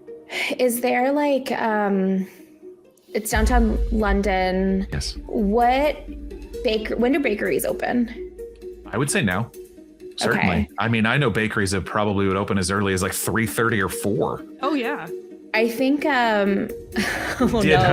did work at a Starbucks once for about 6 months. And I worked the morning shift while I was working as a server at night, and my shift started at 3:30. God. And I didn't sleep for those 6 months. I napped. Absolutely not. So ratty, like puffy from like tears. Charlotte shows up with just an assortment of pastries, just I don't know if bagels, but like muffins, croissants, like just chocolate. We'll say a French pastry, a French bakery shop. Yes, croissants, chocolate croissants. Yes, as you said, any number of Bear claw patisserie. Patisserie, yes. No, we're not in the States now, buddy. Yeah, they don't have bear claws here. Come on, man. No maple bars or bear claws for you. Americans. I think that whatever, maple bars are amazing. They are. You don't get any argument for me. Charlotte comes in if people are sleeping or doing other stuff, puts them, because we need to sleep at some point. We've been up for like 18 hours, right? Yeah. I've been sleeping for like. Yeah. Lorelei's sick. You've been a sleeping beauty. The one of the most recent gunshot wounds doing great. I put the pastries down and I immediately go find a cot and just pass out. Yeah. And there are plenty. This back alley hospital has almost like there's probably an awkward like needing to pull one bed off another like type of deal. But yes.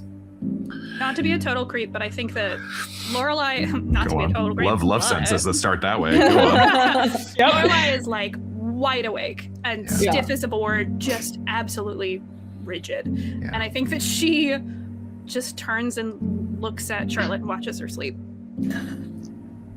Yeah. This friend of yours who seems so on edge, seems so literally riding that line of between sanity and something darker, as she has admitted to feeling her own mind slipping away from her in these recent days.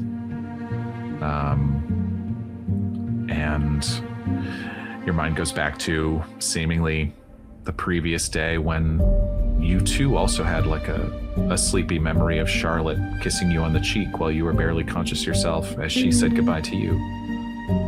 And these friendships, these bonds you've formed in this most terrible of circumstances. It's the most you can do to just hold on to one another.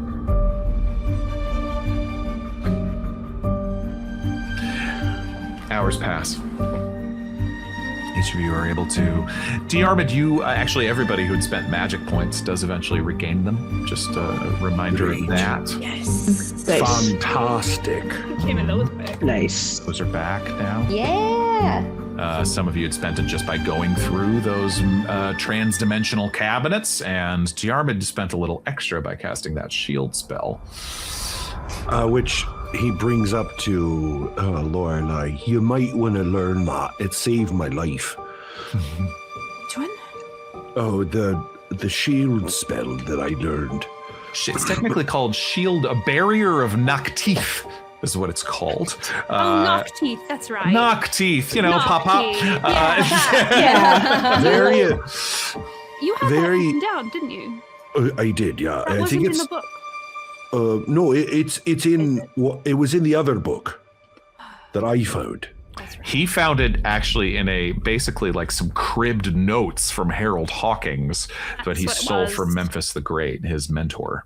I would love to learn that one. It was very effective against the Shamblers. The water bear. The chimp. Yes, the chimp. I see. Just to be fully transparent with you, I'm going to go back to the book. Oh, Just so you're all aware. If I go back into some kind of stroke-like state, I don't know, knock me out of it. Well, maybe I could read it with you so you're not alone. I want to say no because I don't want you to be hurt, but I know that if I say no, you're still going to do it, so... Yeah, you know me well enough now. I do. All right. We are good friends. We are. And a reminder how these arcane tomes work in Call of Cthulhu, the book that I believe Lorelei is referring to, because there were two, but the Book of Aben, E-I-B-O-N. Yes, the big one. The big painful book. That you found in Memphis the Great's own personal library. This book, you can conduct an initial read of it in just a couple of hours, and that in there it, allowed you to find some specific things, but a full digestion of it, I mean, let me go back, actually. That is, you knew even at the time that was going to take some severe it's gonna hurt dedication and time, and that's where we perhaps might find ourselves in this period right now. Call of Cthulhu, time can start to move quite quickly if we would like it to. Sometimes the hours feel like days, and sometimes days feel like minutes. So tell me all what you would like to do. We've discussed perhaps taking some time, though maybe there is some urgency to get back into Lorelei's flat, though there's a lot of conferring of ideas. There's definitely we need to stay seated for at least a week. Yeah. So that we're no longer, look, even if we're just going to your flat, if we're going to have major wounds, we don't want to be in a bad situation. Got one of those. Yes.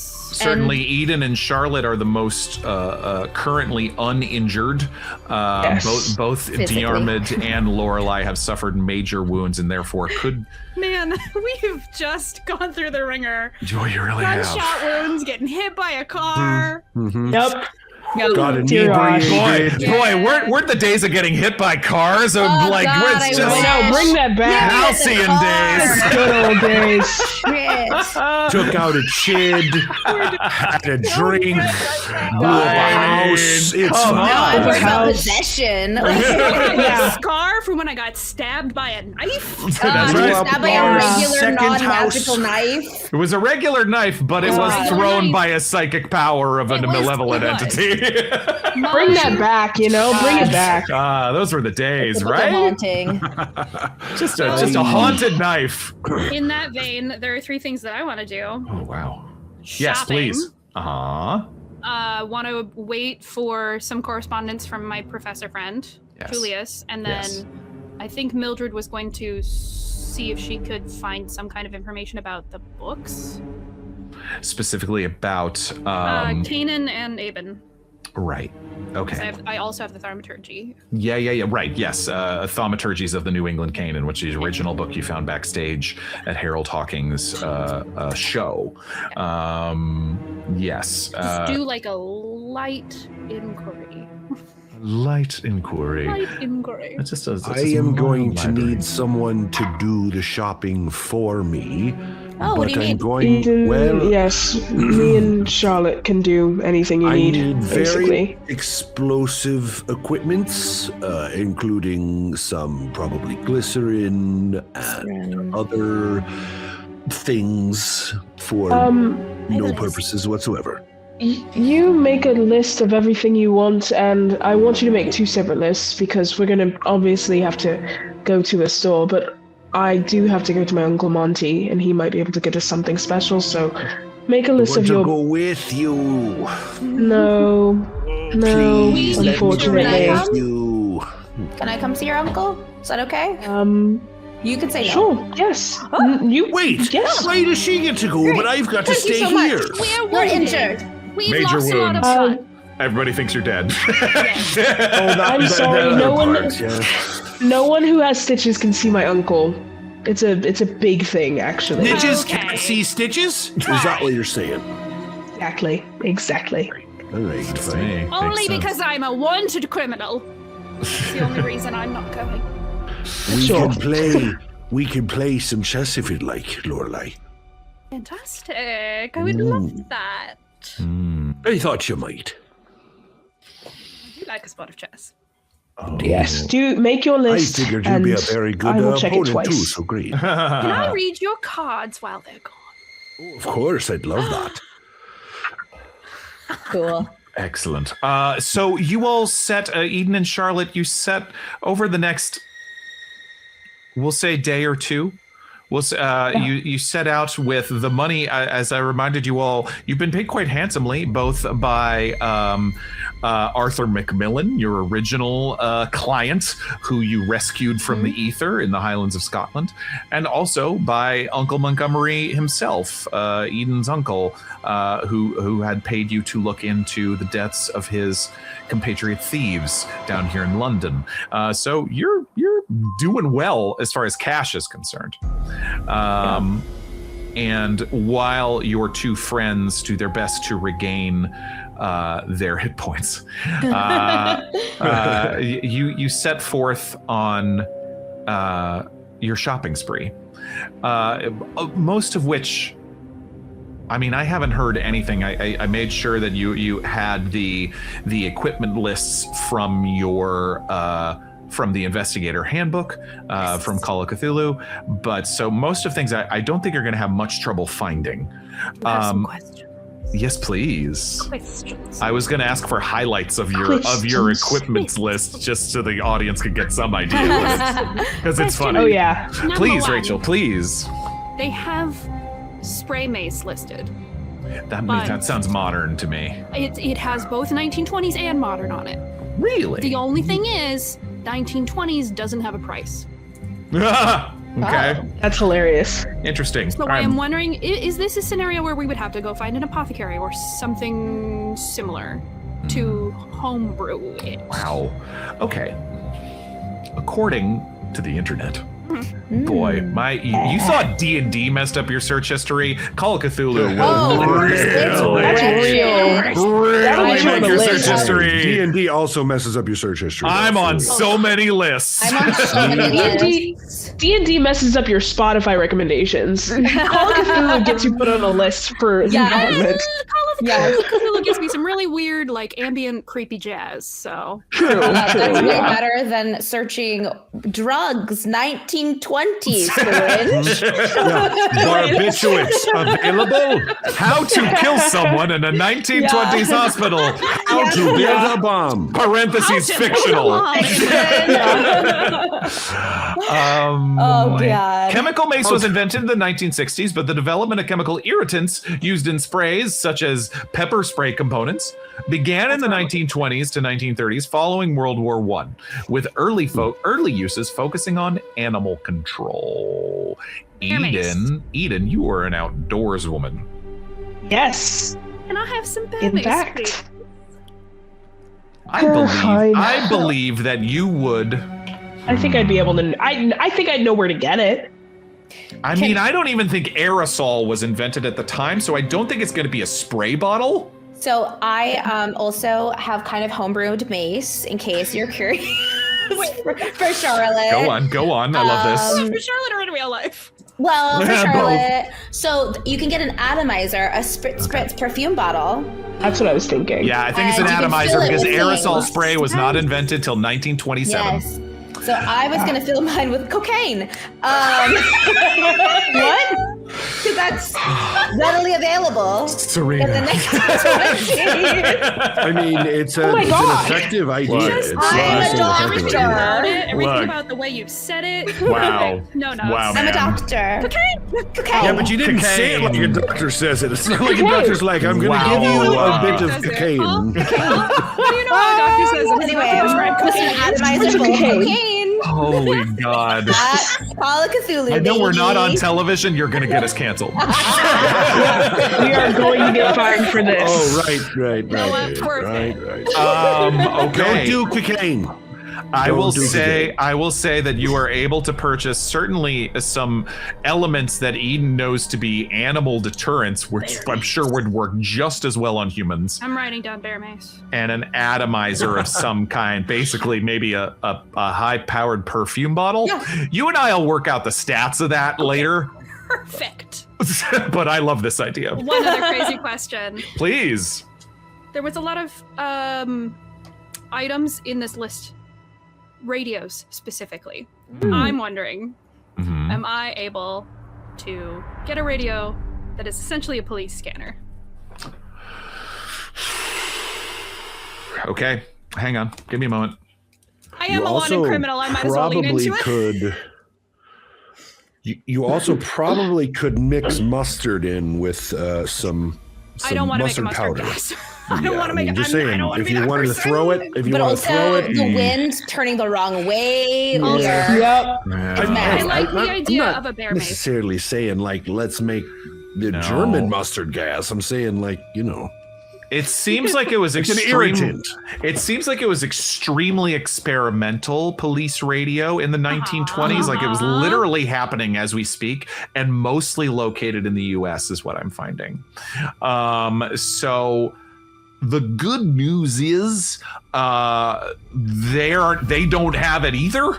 Okay. But I'm afraid I can't grant you a police scanner. When were walkie-talkies invented? That's a very good question. I mean, what I'm seeing in the 1920s is mostly like one way. Yeah. I'm wondering if that's still a thing that I can. So at this time, the police relied a lot on call boxes, which are like strategically located like reporting boxes using telegraph keys to transmit messages. Telegraphs are still very much in use in this time, as you've seen. Some of you have received telegraphs in the story.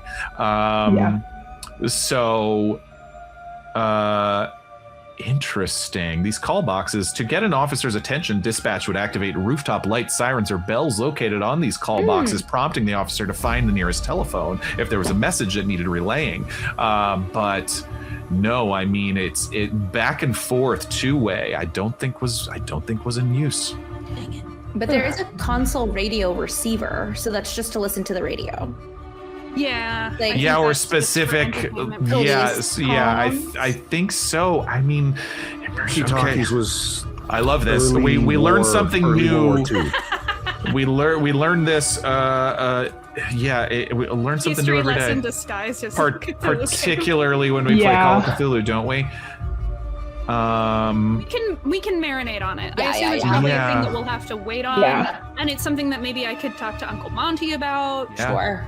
Yes, that's what I was going to suggest. Anything that seems slightly south of legal, feel free to write it on the little list. Title idea: South of Legal for this episode. Perfect. I have both cryptography and electrical repair, so I could try something. I know. If we could make our own little radio system.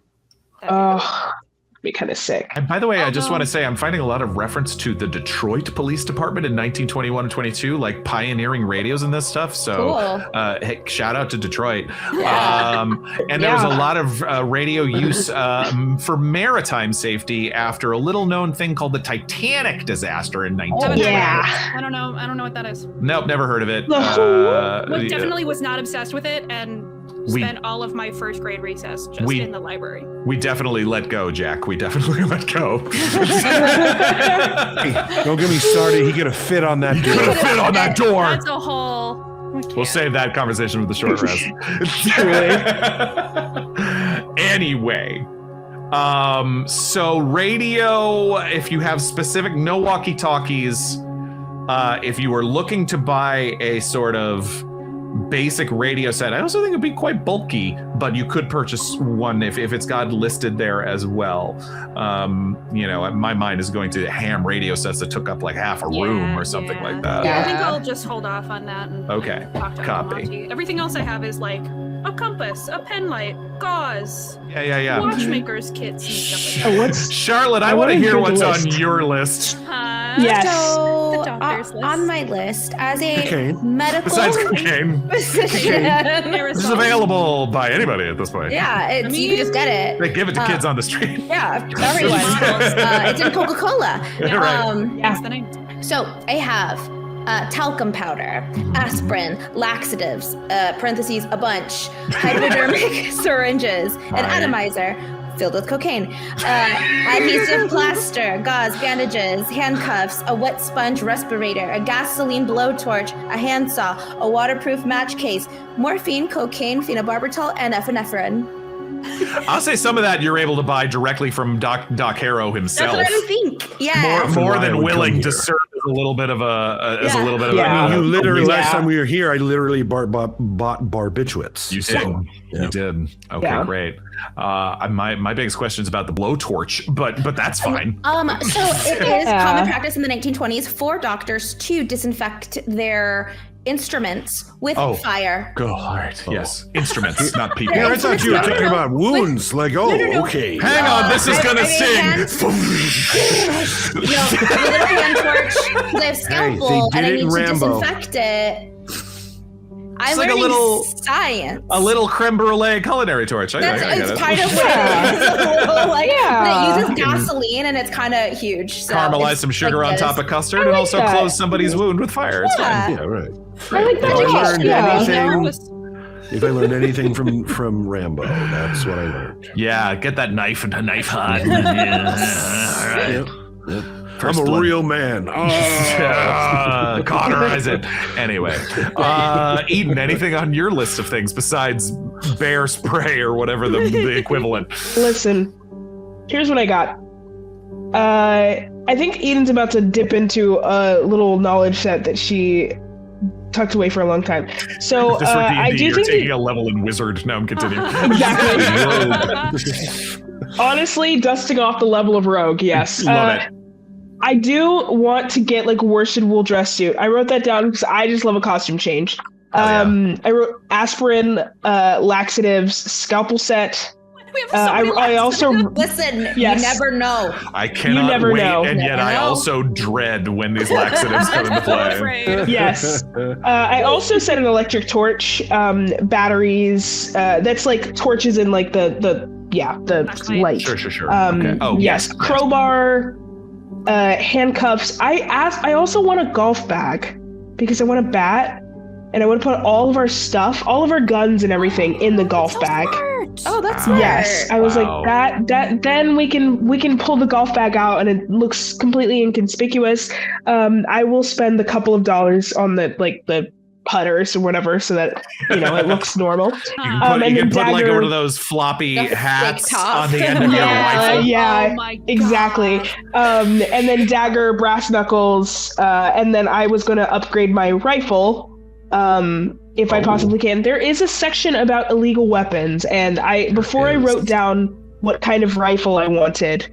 I know that the conversation with Uncle Monty might get some leeway with some illegal weapons, but I can't tell it. None of them are my special. Like, I don't have a specialty in handguns, so that's the hard part. Right. Hey, most weapons are.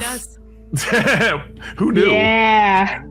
So I feel like I want to get. Yes, I want to get a handgun for. Sure. I do want to get a handgun for Lorelei. I do want to get. Diarmuid any weapons he wants, and at this point I'm not saying no, so if he writes it down I'm gonna ask Uncle Monty and then I'm gonna just like whatever I can get. You already have. Yes. You got that already. You already have. Why not? We love twins. It's just twins. I want one for each arm. I want one. You still need a hand to be able to cast spells. Rambo. What have I done? What have I done for spells? It's true. Ooh, that's a cool visual. So here's my brand Doctor new Strange. I love it. I cast shooty bang bang. I cast God. Okay, got it. Yeah, I'll say besides the guns, because as we've been through before, most firearms are pretty fully illegal in the UK in this time. But there are permits that are allowed, but they take time. For certain weapons. But and weirdly, as I pointed out, shotguns fully legal, because shotguns almost look like utility tools. Yeah, not even hunting rifles, shotguns specifically. I meant they are used for hunting. I realized that I have a 35 in shotgun. When have That's what I have. ever used a shotgun? Love that about you. Love that about you. I have a 50 in rifle shotgun. So you flash however back to I your can use uncle that. taking you skeet shooting when you were 13. Literally. Your crazy aunt who was a survivalist. No, I don't know. Yeah. We can come up with a backstory. It's a prepper, Absolutely. Yeah. Oh my goodness. Okay. I need a set of handcuffs. Set of handcuffs? I think preferably 2 sets, if we can. I would like a where is it? A rotary hand drill. Sure. For the drilling of holes in walls. For peepholes. I don't want to have to find an electrical outlet anymore. I need to make okay, got it. Then I also need a pair of electrician's gloves, because the last situation I was in made me realize I was lacking those. I will also opt for a pair of golfing gloves because those will be similarly effective. I also do want a shotgun. I'm not very good at shotguns, but I wanted someone to have one. I think, Eden, you grabbed one from Lady Milligan's house on your way out, I believe. I think so. I can go back and check the tape, but I feel like you definitely grabbed one. I need a baseball bat. Sure. Good. I need mine. I need a cricket bat. 4 cricket bats. Fine. I need if we're getting cricket bats, it's going to be easier to find in 1920s London than a baseball bat. Great. Probably. That's fine. The cricket bat's perfectly fine. I will take a cricket bat. I need probably 2 3-inch nails. I'm going to say 50 of them. Not 9. I don't know. We all need 9-inch nails. I also would suggest that we get at least one tent. Oh, that's smart. Probably smart, yeah. Just a tent for a family of 4. Yeah. That's us. That's us. Even if we don't do tents, at least we should do some sort of sleeping bags, for each of us. Something, cold weather gear. We need cold weather stuff. Cold weather gear. Yeah, we're in, I thought, is it fall, right? No, it's still late. I would say it's mid to late January at this point. Never mind. Oh, right, Just right. past Yes, Christmas, remember? Yeah, that's right. So cold weather gear like snow boots, shoes, maybe. Because if we're gonna have to go on the lam, we're gonna need to be able to move quickly. Perhaps you were headed to the north of Scotland for one reason or another. There's that as well. I don't know. Yep, it gets real cold up there. Yep. One more thing I wanted is a medium knife.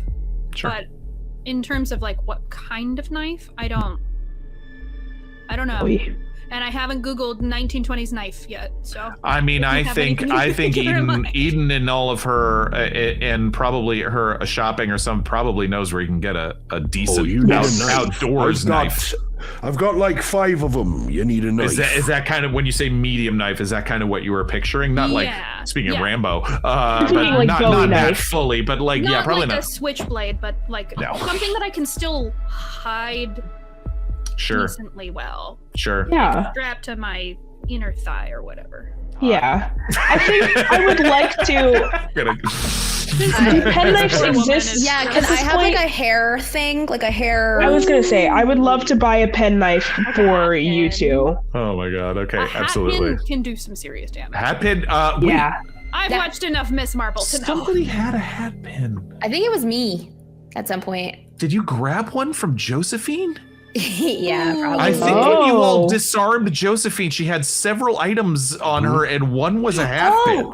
In her purse. Yes. Yes, I have her hat pin. So free of charge. Perfect. And I guess like no one would know that it's Josephine. Yeah, it's fine. It's fine. I mean, yeah. Free.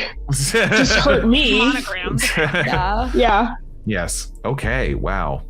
Wow. Yeah. I mean, most of this is all besides the guns. Yes. Pretty much all of this is besides being, and you've got connections to, you've certainly done shopping, Eden, as Lady Milligan's, point woman, if you will, exactly. And game warden, things like that. So you have an idea as to where to get some of these, but the rest of you are smart enough to figure out where to go for some of the rest. And Lorelei with her connections could probably point you in the right direction from one place or another. Yeah. So it takes, over the course of the next couple days, the two of you are able to maybe to come back and forth, making strange trips, bringing lunches or bringing meals or something, and checking back in with your friends as they are recuperating. Are we able to go by Lorelei's place, not to go in, but just to see how heavily it's monitored? Yeah, yeah, you do so. Is there a time of day specifically you're looking? I would like to do honestly, first thing in the morning, and then whatever our last run is of the day when we go out to get. Yeah. The first time when you go by in the morning, we'll say it's maybe that morning of that first day of after you've made your lists and everything. The two of you go out and before you've even started, you just want to see. And you go down this familiar street where Lorelei's flat is, her building. She's not the only unit in her building. And it does take you a moment as you kind of keeping an eye around for things. And then sure enough, you do see, maybe because you wait a few minutes, you do see the same constable walk in front of her unit twice in the space of 5 minutes. Yeah. You get the sense that they're definitely keeping an eye on it. That's the morning. Okay.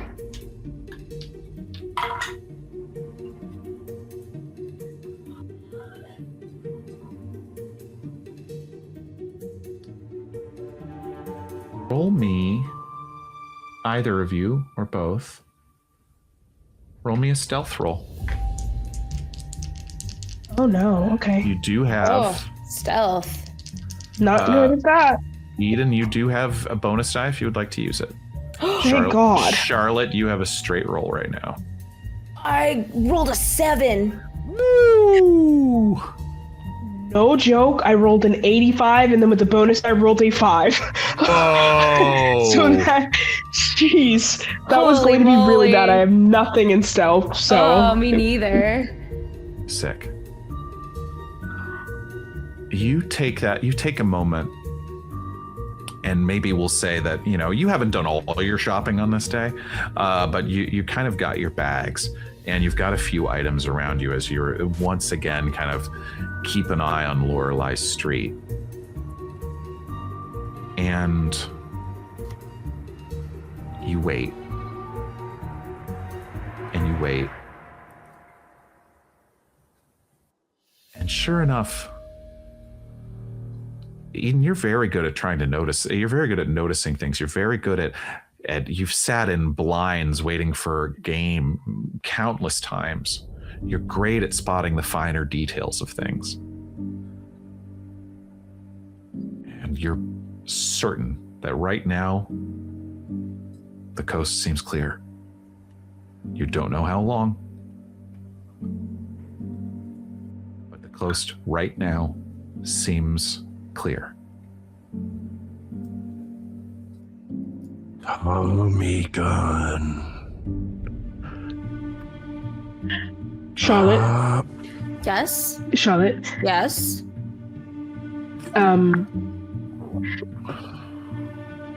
I think I want to run inside. I see. What time is it again? So sorry. We'll say it's about 6:37. Yeah. Okay, well, Cool. it could be that people, because I rolled a hard success earlier, so is it, well, if you are to go in, it's an apartment, so presumably there are other units, right? There are. Okay, we can do this. We can go quickly, stealthy. I don't know where. Oh, go ahead. Oh, I have no idea. If we We wait a don't know. week, we could all go in together. No, I don't think. But Lorelei knows where she kept her books. The more people we add to the operation, the more, well, mistakes can be introduced. But that's sort of why I think it should be a one and done situation. But if we don't know where the thing is, then it's up to you. I will support you. I will watch outside. Whatever you want to do, Eden. I just... In the wind, you hear it. Tamika. Something speaking to me. Spooky books. But do you think we can find it if we... She did a real good job hiding that book. Yes, Yeah. but what does that mean? It's still there. It's not incorporeal. It could There be in the are walls. two books as well. Even if we get one, it could be good for us. Technically, it could be They're both in the same incorporeal. place. I mean, it is a book about magic. I'm just saying. It's true. Yeah. It's true. I could have opened a void and throw it in. Just go in. There are. Let's just go in. Let's do it. Okay, we're gonna go inside. Why not? The two of We're you gonna go in. Yes. trying to be as nondescript as possible with two very good stealth rolls. You feel both pretty successful that you're able to make your way to the front of this building, to the front of Lorelei's building that you've done before, but now feeling particularly loaded as you step up and let yourselves in the building. You're holding your breath the entire time, and as the door closes with a thunk behind you, because you seem to have gotten by. As you step into the vestibule at the beginning of the at the opening of the building, on your way up the stairs, because she's in an upper flat, Eden, your eye catches something. Tucked into the mailboxes, you see a small envelope from a telegram company with your name on it.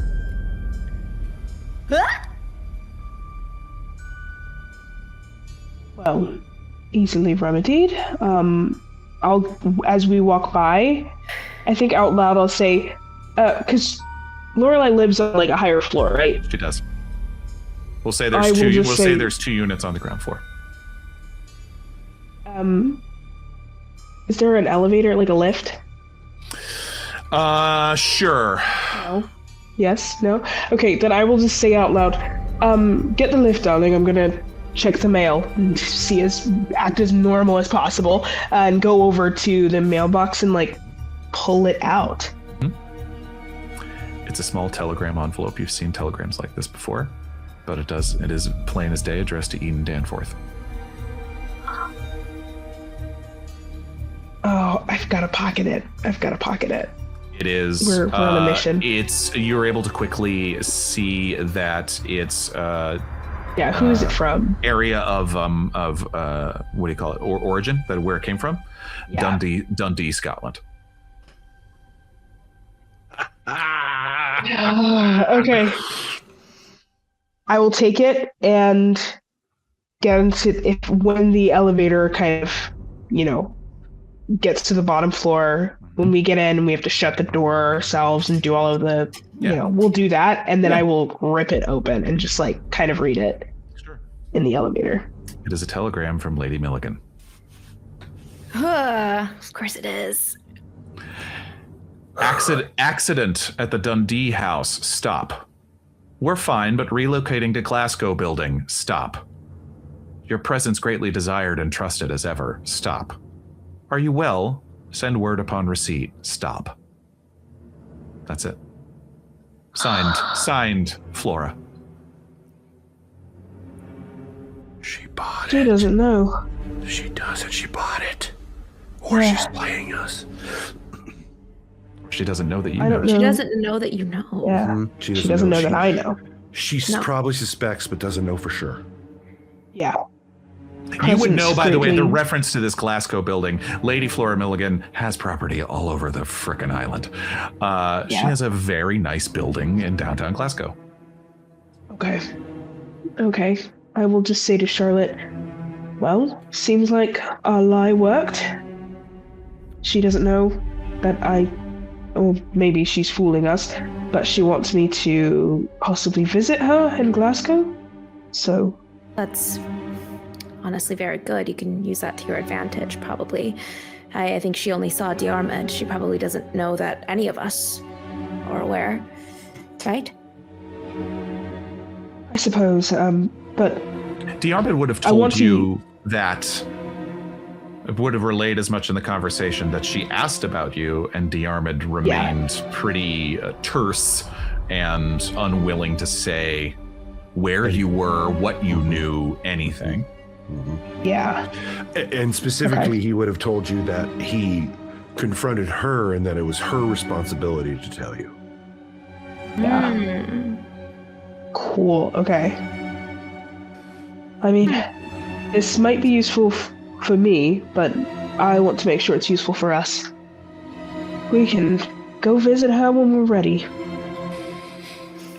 If you like. She does want me to respond. Well, you don't have to. But, I mean, it could be good to continue communication so you know where she is. If she is, like, you know, ill-intended. Yes. We should... Yes. Yes, let's focus. And I will fold it up and kind of tuck it in my pocket. Focus up. We'll say by this point, by the way, that Lorelei has shared keys with you at some point, and that you were able to at least get yourself into Lorelei's flat, this familiar confines, the place you've been sleeping for the last several, week or two. Now quiet, and no one has been here for probably 2 days or something. But so quickly, in the next few minutes, you are able to find your things. Okay. Yes. You are able to find Diarmuid's Tommy gun and ammo. Yes. Certainly, those things are easy to find. You are also... those things are pretty much easy to find. If there's anything specific else that you're looking for, as far as the books, did you hide both books, Rachel? No, I don't mine think was you. No. Rachel, did you hide both books? Kanan and Aben are in the same place. In the same place. Okay. Yeah, and I didn't tell anyone where they were, and I also was alone when it happened. So. I remember. Yes. Yes. Okay. Impossible. I was very good. What if I get a 1? What if I get a 1? Yeah, can we roll a spot hidden just for I think I at least had to let you roll. Give me. I will. Yes. I will say something else I'm specifically searching for, or not searching for, but like I'm just gonna grab. Like, I feel like anything Lorelei might miss, like That's tea what I'm or like looking something for, that I've too. seen. Yeah. I'm looking for photos Some because we're clothes. probably not coming back. Comfort Yeah. items, for sure. Yes. I mean, we'll come back to In the book case- probably, but just in case. Yeah. Sure. Just in case. Sure. Okay. Okay. So both give me spot hidden rolls. I Do will you have say any bonuses? if you need it, Eden, you have a bonus die. Serena, you're straight rolling right now. Okay. Okay. Oh no. Okay. I'm gonna statistically I don't think I can get much better than what I've got. I got a 38 under 75, which is like good. But I should I use the bonus? 38 under 75 and a 37 under what? 75. Oh, you both have 75 spot hidden? Are we? Yeah. Hell yeah, bro. 2 hard successes. I'm not gonna use my bonus. 2 hard successes. If one of you was willing to spend the luck to turn that into an extreme success so that we had one extreme and one hard success? I easily. Are you sure? done. I'll do it. I have not gotten to spend my luck all season. Brimming. Do it. This is how I get you to spend your luck. Yes. Because So I'm a nice man. No. So we're keeping that down to with 15. no devious intentions at all. No devious intentions. So I have to spend 23. Which will be 23. I'll bring me down to 40 to luck die first. Oh, do you want to try? Do you want to try to use the bonus to see if you get it down? Yeah. Try it. Let's This try bonus die is from Boss Cage. Yeah. Boss Cage. What a name! Thank you so much. What a name! This is gonna work. Boss Cage. No, it's a high. It's 40. It's 48. Okay. All right. So, all right. but it's okay. It's okay. It's luck. Okay. With the two of you having gathered everything else and just over time, just kind of like, you've pulled up every couch cushion. You've pulled every book from the shelves. You've looked behind the portrait of her and her disappeared husband, Waleed. You've done everything. Lorelei, where do you think they found it? If you're over by the fireplace, which is where the portrait is, yes. As you're pulling away from the portrait, you probably, there's something about it, maybe it's just a little bit off, but the wainscoting, that wooden paneling all along the bottom of the wall, there's a little section that looks like maybe it could be pride. And it's a little secret cubby. And you almost feel a little guilty because that might not be anything. You might just be damaging your house. For sure. Maybe. All right, worth a shot. And you pull it away. You feel the screws pop out of the plasterwork. And sure enough, behind it, there is a section carved in the wall, only about this big. And in there, you find 2 books, and immediately you both know what they are. The Thaumaturgies of New England Caden and the Book of Aben. These 2 cursed tomes, one bound in some kind of flesh, and another that feels like it was covered in some kind of cursed, twisted wood. It's just my diary. It's Yeah. Don't read it. Don't read it. We can wrap these. Yeah, for sure. Yes. They're textured. We're gonna wrap them. Thaumaturgy I don't want sticks that to next your to the finger, meat. almost like shark skin as you pull it out. I think that it's made of meat. So I put it in pillowcases. Meat book. Yeah. Yes. Meat book. Libro con carne. Libro con carne. The cursed object's name. Libra con carne. Libra, because it's the French word for book. Book of meat. Exactly. Yes, Book of meat. Libra. That's the most Call of Cthulhu Who could sentence ever. It really Libra is. It's such a lazy Call of Cthulhu. Yeah, I don't know the Book of Meat. Maybe you've heard. Yeah. There is a book they speak of that none can see. The book of the meats. Libra con carne. Meats. Way. Such a book of meat. Yeah. No. You've heard of it. You've heard. I want to meet this NPC now. Yeah. I'm working Is on this him. what Julius is gonna be? No, for sure. Please. The book of meat, yes. Love that. That's like my It's Albert just, Finney Hercule Poirot, for those who've seen that movie. Yeah. I love that movie. Anyway, okay. Wow. It takes you some time. It probably takes you 20 minutes or so to get all these things, to grab some stuff from Lorelei. I mean, you know Lorelei well enough to kind of know what she'd like in order, as well as grabbing all of your things. But by the time you're ready to go, you're fairly well like laden with Yeah. stuff. Yeah.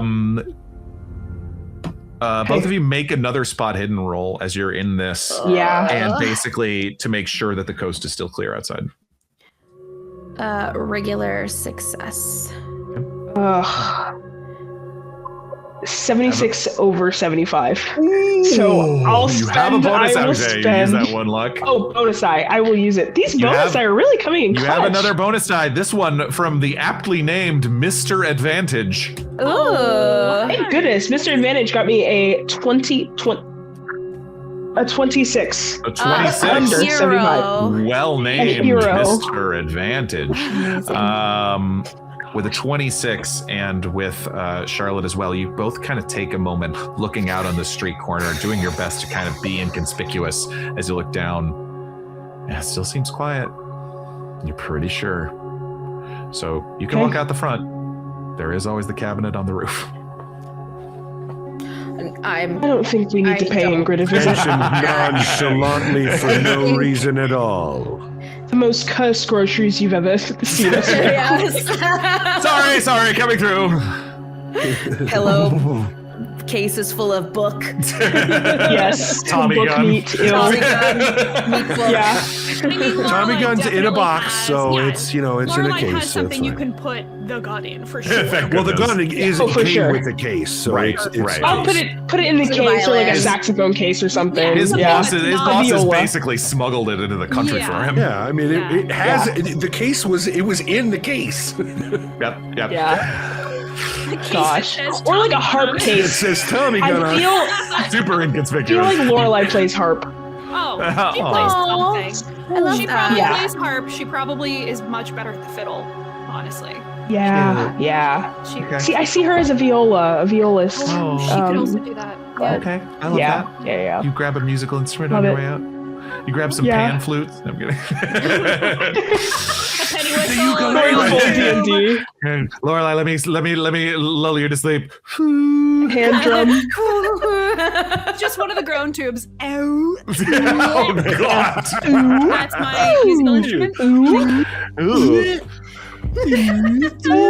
But at the end of this So very fun. long I'm night, a serious character, okay? Yeah. seriously, you return back to the makeshift hospital outside Piccadilly Circus, laden with stuff. It feels like Christmas morning when your friends arrive back in Lorelei and Diarmuid as Charlotte and Eden get back up the stairs. With not we'll say it probably needs another day of shopping, but for now you've got perhaps the most interesting of the items. Yeah. Well, we come back bearing gifts. So there's no need to go back to your flat. We have all the things. And this book is horrid. I did not like touching that. Why? Better not to ask. Ugh. There you are. Terrible little book. I'm sorry. That's fine. I've literally skinned animals before, and I've never been as grossed out as touching this thing. I have like a shark skin. touched a lot of flesh. Okay. In my time. This is flesh. Old, preserved. No, it's shark. Lorelei says with a clear disillusionment as she clearly wants to believe it.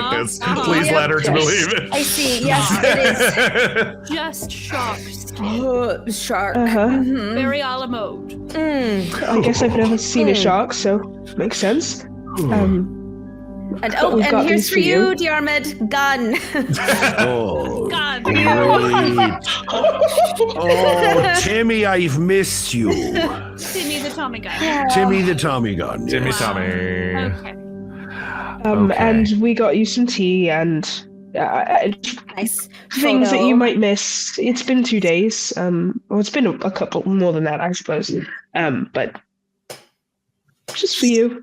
So Did you grab any of my clothes? I grabbed what I could fit into the same Yes. case as the gun. Oh, okay, so not much at all. Just a Okay. smattering of things. I would say I've only you were seen able to wear grab one pair like of pants, so I would say you were Grabbed able all to the grab shirts. most of the stuff that at least the three of you were traveling with, Yeah. and then some kind of comparable number of things for Lorelei. I have a line of credit at a tailor who I particularly love, so I'll go there. Fantastic.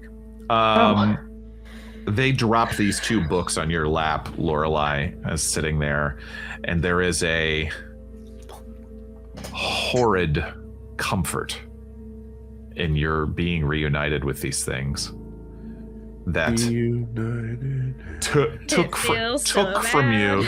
Seriously, took from you, but also gave you such dark knowledge. You are able to sleep this night. You do get the sense that Doc Harrow and Maud probably can't keep you here much longer. Mm-hmm. But that's perhaps a trouble for the next day, or the day after, as they are making do. And obviously you paying them for some medical supplies. They're able to make a tidy business off of the 4 of you for the time being. But bundled up on your uncomfortable couch, beds and chairs, making do with what you can in this strange, uncomfortable place, the 4 of you are able to get back to sleep. Charlotte. That night.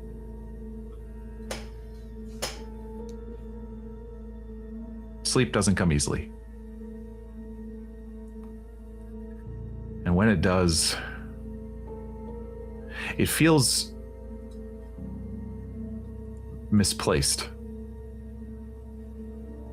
As though you've stepped into something that was already there. We were talking about lucid dreaming before the show, and it almost does feel like that. It feels like a conscious decision to step back into this darkness. Something about it this night reminds you a little bit of that ether. That ether that you glimpsed a few times now, but most prolongedly when you were in the basement of the golf club in Scotland. You feel it pressing in on you on all sides. The air around you has a weight. Again, it's not quite water and it's not quite air. You feel an almost expectation. Like there's something. Your eyes go up once again to that horrible vision you had when the stars blinked down at you with knowing omniscience. The stars aren't there right now. There's only darkness. Then you feel a sensation. Not a sound, not a voice. That feeling of being watched. A presence. Doesn't approach you. It's as if something is aware of you. And that darkness, far in the distance, shifts subtly, unmistakably, as if something has turned in your direction.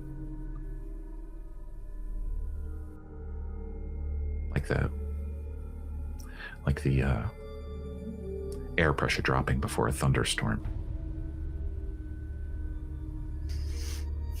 Brushes against the inside of your mind.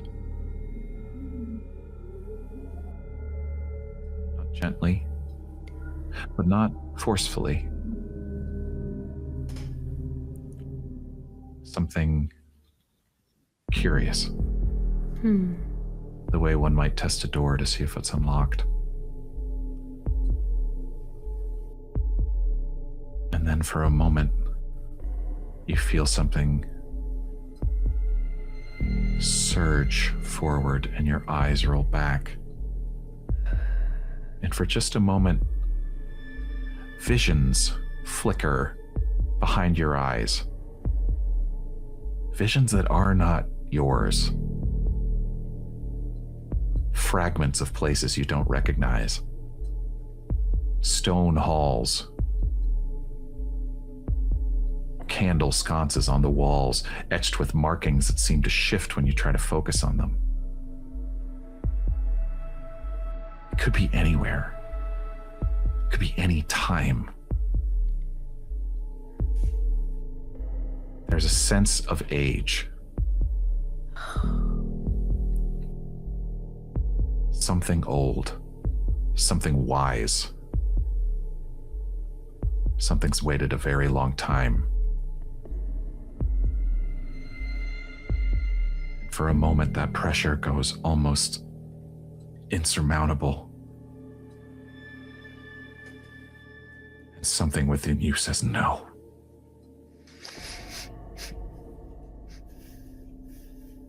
Roll me a power roll.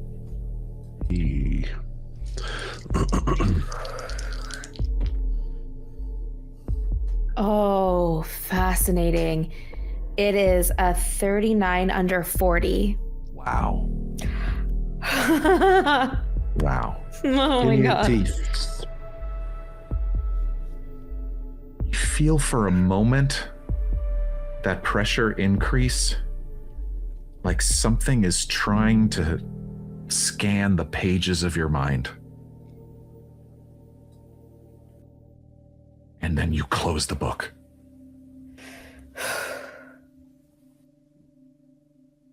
Like a key almost fit into a lock and you pushed it away.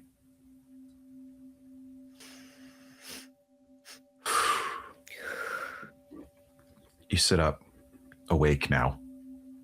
You come awake in this dark, strange place, and it's disorienting at first because it takes you a moment, like you're in the weirdest hotel ever. Like, you know, like, where the hell am I? Oh, right, strange bed, strange place, friends around, but also...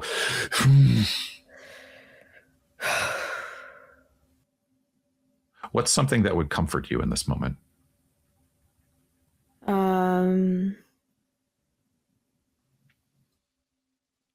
I think that throughout all of this, like, Charlotte has the necklace that she's been wearing since the very beginning. It's a little key. Mm-hmm. And so she just puts her hand on the necklace and presses it against her chest. Mm. And she says, "Not yet.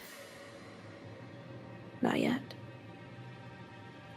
And as you're holding your hands like this, clutching it to your chest, feeling surrounded by your friends, but also very alone in this moment, feeling weak but very strong, you feel a cold shiver. Maybe this isn't the best insulated hospital.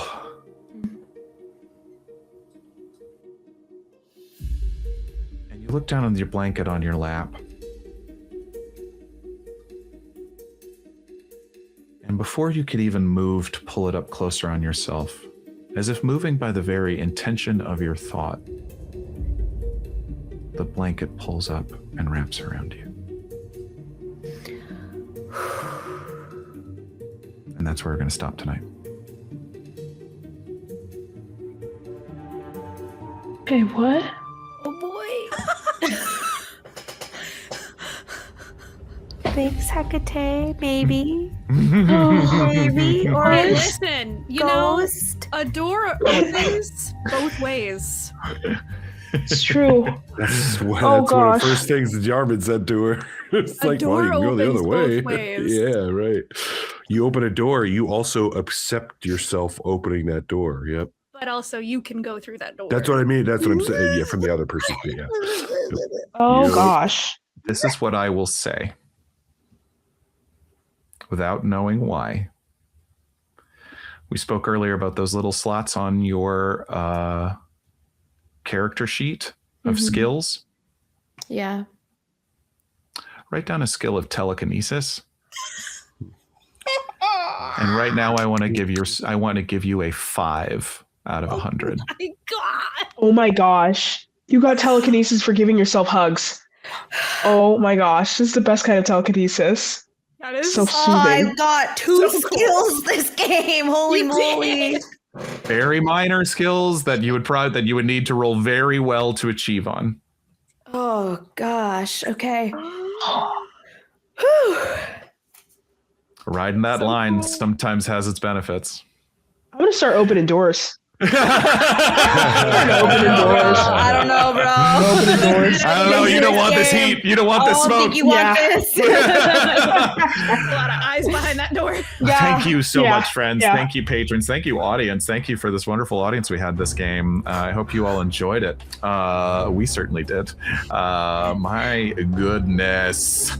We like to end every episode with the reading of certain higher level of our patrons receive as a benefit the reading of their names at the end of every episode in styles of their choosing in a fun and funny way. Go to patreon.com/adungeonrun. Thank you, Sean, for bringing that up.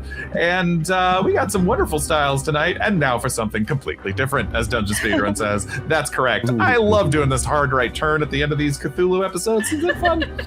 Woo!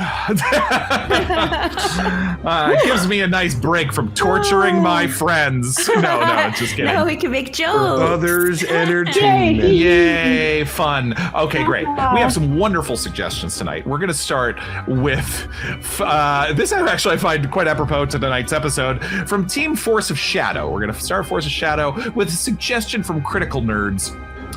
Inventors showing off their competing inventions at the National Science Office, trying to gain patents, basically. Awesome. All right, lot 2742, please come forward. What are you looking to register today? Today I've got what's called a fail waffle. You've never heard of anything like this before. It is kind of everything you need out of a tool. It's multi-use. You could use it for breakfast, lunch, and dinner. If breakfast, lunch, or dinner goes bad, it can kind of get you out of a bad situation, right? Let me link and break you there for just 1 second, honey. Is it a food or is it a tool? Well, it's kind of like a both situation. So to be understanding here, you call me, I think I'm nuts, but I think you're trying to register a tool that basically makes breakfast for all 3 meals of the day? Well, yeah, I mean, we can't all be Idaho Judds and come up with cool original ideas. It's just one thing that works well all the time. I'm sorry. I have a cool original idea. All right. I mean, I don't know. I was about to reject her. It's way too general. I'm sorry. You got to get a little more specific. Have you heard of the Black Kakari? No. Go on. Well, it's sort of like a giant laser. A giant laser that sits upon the highest building, thus destroying your enemies forever. Well, look, I don't like to be a gatekeeper. I like to be more of a gateway guy. You say giant laser stationed on top of buildings. Yes, you can abracadabra anyone from any distance. You see, this one knows what she's talking about. You with your breakfast, lunch, and dinner tool. Yes, I am not evil. No, okay. First of all, don't believe that. Second of all, I don't believe you either. I think evil. We discussed a budget of about $50K, and I think this sounds like something maybe a little. Look, We have I don't a know. smaller version. There does, believe it or not, there does seem to be quite an opening in the United States Patent Office for enemy killing lasers mounted on buildings. Yeah. You'd be surprised how much money you can find. I think the Department of Defense will be in touch with you very soon. Sharks, I just think I think we should more innovation here. Sharks is what I'm pitching. Thank you, Team Force of Shadow. I want to see more of that character, Serena. Same. I want the breakfast creator. Absolutely, I want the breakfast creator. You want me to shut out all the other breakfast, lunch, and dinner creators out there just for your thing? It is quite general. You know, they gave Oreo the patent for sandwich cookies, and it ruined things for decades. You're so right. Oh gosh. Anyway, Team Force of Light is our other team tonight, and we have an amazing suggestion for them from Idaho Judd. Which is random, but I like it. For Team Force of Light, we have the suggestion describing the taste of a new diet soda. You know, it's kind of like... It's stuck on my... Yeah. I don't like it. Sticky. We can't say that. We can't Really say sour? that, Angel Devilson. We can't just say... I'm not saying to put it on the label. Okay, what all right. I'm saying is it tastes a little bit like a Ghostbusters quick response unit spit into a jar and said, this has like 40 grams of protein in it, drink it. They love the protein, First though. of all, it does have Packed with 40 protein. grams of protein in it, which is good. Okay. Why does it taste like a Breva? Ugh. It really does. That's what it is, right? It has this make like sure- earthy... Let's make sure the client doesn't see this part of the tape. You know, we maybe, what if we added more Fenderil, a little more zest? Fenderil's very hot right now. Okay. Fenderil's very I hot. know this is... Look, Just we like- should take a page from the playbook of Pepsi and just call it just Jules. Get rid of all the color. Just make it clear. Just Now Jules. listen. Crystal Pepsi had a big comeback. Crystal Pepsi. I don't mean to be unbearably loquacious, but it's got to be diet, though. Yeah, well, obviously. No, yeah, zero. It's a health drink. What if it's a health drink, a performance drink? It'll help you race. We'll call it City Racing Girl. That's a good one. Now listen, Or Ghostbusters I know Quick Response Unit. we had no. No, it that's sounds that like their taste- spit. It already tastes like their spit. That's the bad flavor that's in there. Yeah. I And liked High C when I was a kid. I'm sorry. It already has this unbearably loquacious texture to it. What I'm Yeah. thinking though, go tried and true 1920s, add cocaine. You're right. Yeah. But we got a 2-0 mask it. We just can't say that. We got a 2-0 mask Sorry, it. we Okay. don't Yes. say it on the label. Because we're gonna have kids dungeon speed running all over the place. I know, we can't be responsible for that again. No. In fact, we actually, can't. erase this whole thing. We're putting the cocaine in it, but erase this whole thing. We never had this conversation. Wrap it. Packed with protein and cocaine. And Protein. okay. That's what protein is. Protein. Thank you, Team Force of Light. Go to patreon.com/thedungeonrun. Wow. What a night. What a night. A good one. I love you all. I love this table. I love this community. Thank you, friends. Wow. Thanks for being with us on an emotional roller coaster. Gosh. Sugar rush, fine. Angel Devilson says. That's correct. We're fine. We're so fine. We're okay. We're doing We're so good. good. Like, we're really good. Like, we're So really good, We're babies. doing so good. All right, my No loves. hurting at all. We're all We love you Oh. so much. We're going to do a short rest now, which I think is going to be a fascinating one. But go to patreon.com/thedungeonrun. We'll be back real soon with more of this story and more of our Stormborn story. So many things coming in the offings. Join our Discord. Follow us on Instagram is where we're most active now, I think, just because I'm not on X anymore. And You mean Twitter? Twitter. I will never not call it Twitter. And YouTube as well for all past episodes if you want to catch up on this campaign and all of our others. Thank you again to this incredible cast. And thank you to Sean behind the scenes. And we'll see you real soon. Humankind. Be both. Oh, Bye, friends.